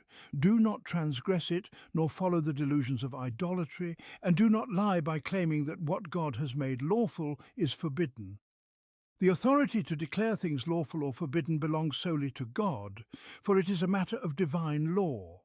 Whoever claims this authority for themselves without the permission of God is a fabricator, and the fabricators against God will not prosper. And do not say concerning what your tongues falsely describe, this is lawful and this is unlawful, to invent lies against God. Indeed, those who invent lies against God will not succeed. A brief enjoyment, and for them is a painful punishment. Do not lie by calling something lawful or forbidden without divine sanction. To say such things without revelation is itself a lie against God. Those who invent lies against God will find only fleeting enjoyment in this world, followed by painful punishment and utter loss. Yet after all this, there are still people who dare to legislate without God's permission, without any scriptural basis, inventing laws and expecting to find success in this world or with God. As for what God forbade the Jews, as he mentioned earlier in the chapter of Al-Amrani, and to those who are Jews we forbade every animal with claws, and of the cattle and sheep we forbade them their fat, except what is carried on their backs, or the entrails, or what is mixed with bones. This was a specific punishment for them, and it does not apply to Muslims. And to those who are Jews we forbade what we recounted to you before. We did not wrong them, but they wronged themselves. Then your sustainer, to those who committed evil out of Jahiliyyah, and then repented afterward and reformed, your sustainer indeed, after all of this, is forgiving, merciful. The Jews deserved to have these good things forbidden to them as a punishment for their transgressions and disobedience to God. They were wrongdoers against themselves. God did not wrong them. Yet, whoever repents after having acted in Jahiliyyah and does not persist in their sin until death overtakes them, and follows their repentance with righteous deeds, will find God's forgiveness and mercy. The text is broad and includes all repentant sinners, from among the Jews and others, until the day of judgment. In connection with what was forbidden to the Jews specifically, and in relation to the claims of the polytheists of Quraysh that they followed the faith of Abraham in what they prohibited upon themselves, the discourse turns to the figure of Abraham, peace be upon him, clarifying the reality of his faith and linking it to the religion on page 2201 that Muhammad, peace and blessings be upon him, brought. It also clarifies the special prohibitions imposed on the Jews, which did not exist in the time of Abraham. Indeed, Abraham was a community unto himself, devoutly obedient to God, inclining towards truth, and he was not among the polytheists. Grateful for his blessings, God chose him and guided him to a straight path. We gave him good in this world, and indeed in the hereafter he will be among the righteous. Then we revealed to you to follow the creed of Abraham, inclining toward truth, and he was not among the polytheists. The Qur'an portrays Abraham, peace be upon him, as the model of guidance, obedience, gratitude, and devotion to God. It says of him here that he was a community unto himself. The expression can mean that he embodied in himself all the virtues and goodness of an entire community. It can also mean that he was a leader, an exemplar for others in goodness. Both interpretations are closely related, for a leader who guides others to goodness is like a community unto himself, for he earns the reward of those who follow his guidance, as if he were many people, rather than just an individual. Devoutly obedient to God, humbly worshipping him, inclining toward truth, always seeking and following that which is right, and he was not among the polytheists, so the polytheists have no claim upon him, nor can they associate themselves with him. Grateful for his blessings, by word and deed, unlike the polytheists, who deny God's blessings with their words and actions. They associate others with God in the provision he grants them, and they forbid what God has made lawful, following their whims and delusions. God chose him, and he guided him to the straight path of pure monotheism.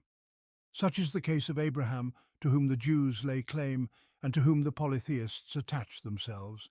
Yet we reveal to you, follow the creed of Abraham, who turned away from all that is false, and who was never among those who associate others with God. Thus the severed bond of the pure creed of monotheism was restored, reaffirming that Abraham was not among the polytheists. The real connection is the connection of this new religion, which carries forward the legacy of true faith.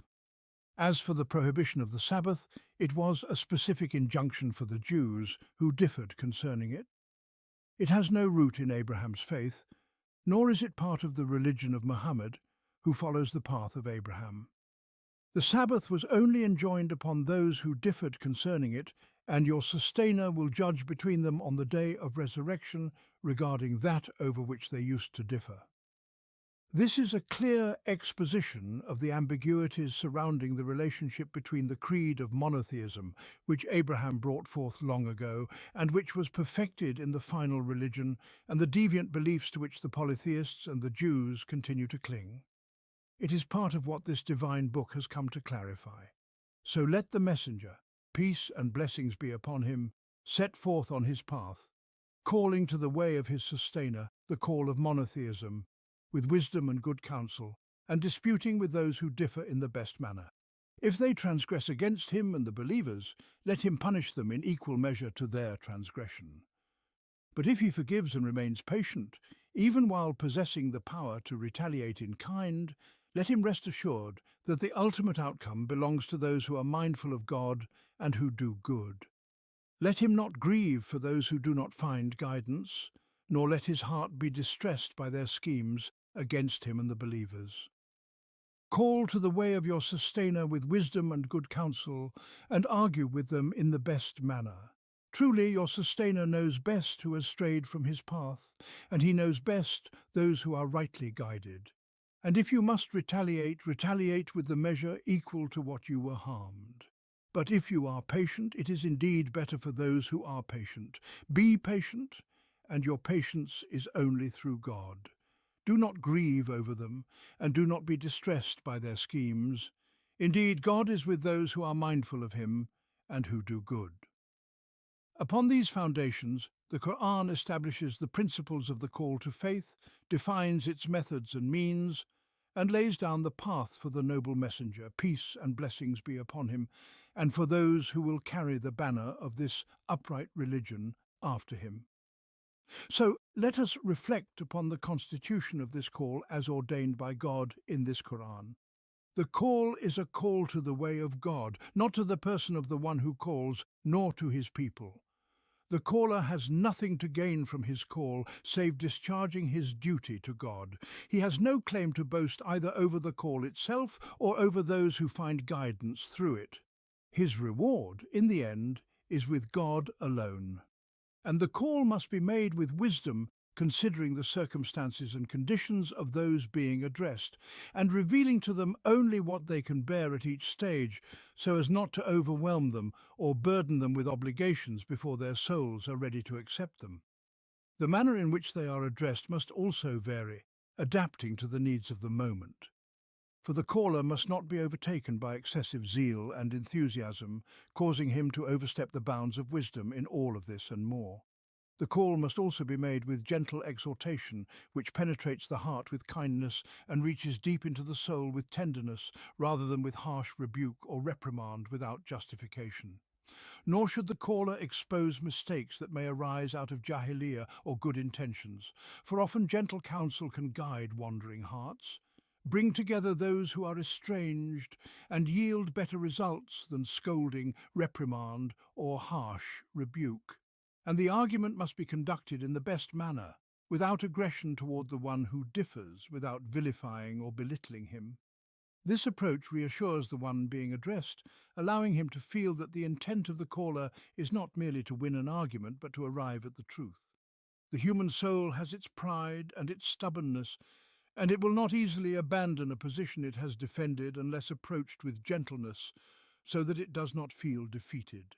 The human soul often confuses the value of its opinion with its own sense of worth, considering the abandonment of its position as a loss of personal dignity, respect, and self-worth. The argument conducted with grace is the one that soothes this sensitive pride, making the person feel that his dignity is preserved. that his worth remains honoured, and that the caller seeks only to uncover the truth for its own sake, and to find guidance for the sake of God, not for his own sake or to defeat another's opinion. And to temper the zeal and enthusiasm of the one calling, the Quranic text reminds us that it is God who knows best who has strayed from his path and who is rightly guided. So there is no need for obstinate argument. It is merely a matter of clear exposition, and the matter thereafter rests with God. This is the approach and the constitution of the call to faith, so long as the matter remains confined to verbal persuasion and argument based on evidence. But if aggression is committed against the people of the call, the situation changes. Such aggression is a physical act, and it must be repelled with the same force in order to uphold the dignity of the truth and to ward off the triumph of falsehood. However, even in this, retaliation must not exceed its proper limits, descending into excessive retribution or mutilation. For Islam is a religion of justice and moderation, a religion of peace and conciliation. It only defends itself and its people against aggression, but it does not act aggressively. And if you must retaliate, retaliate with the measure equal to what you were harmed. This too is not far from the constitution of the call, rather it is a part of it. For defending the call within the bounds of justice and moderation preserves its dignity and honour, so that it does not become trivial in the eyes of people. A call that is humiliated will not attract the hearts of people, nor will they trust that it is the call of God. For God does not allow his call to be humiliated, unable to defend itself. And the believers in God do not accept humiliation while they are the callers to God, for all might belongs to God.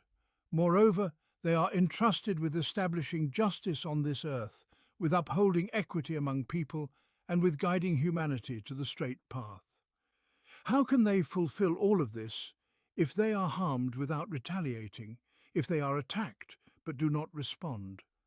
And though the principle of retribution in kind is established, the Qur'an still calls for forgiveness and patience, especially when the believers are capable of warding off evil and stopping aggression. In such instances, forgiveness and patience may have a deeper impact and bring greater benefit to the call. Their personal interests carry little weight if the benefit to the call lies in forgiveness and patience. However, if forgiveness and patience would humiliate the call of God and diminish its value, then the first principle remains paramount. Since patience requires the restraint of emotions, the control of passions, and the suppression of natural impulses, the Qur'an connects patience to God and beautifies its outcome. But if you are patient, it is indeed better for those who are patient. Be patient, and your patience is only through God. For it is God who aids in patience, who helps in controlling the soul, and turning to him calms the innate desire to retaliate and seek revenge in equal measure. And the Qur'an advises the messenger, peace and blessings be upon him, and this advice extends to every caller after him, not to be overtaken by sadness when he sees people not finding guidance. For his duty is only to deliver the message, and guidance and misguidance are in the hands of God, according to his divine law, which takes into account the nature of human souls, their readiness, their inclinations, and their striving either toward guidance or towards misguidance. Nor should he feel distressed by their schemes, for he is a caller to God, and God is his protector against their plots and conspiracies. God will not abandon him to those who scheme against him, and he is sincere in his call, seeking nothing for himself from it. Indeed, he may suffer harm to test his patience, and victory may be delayed to test his faith in his sustainer. But the ultimate outcome is certain and known. Indeed, God is with those who are mindful of him and who do good.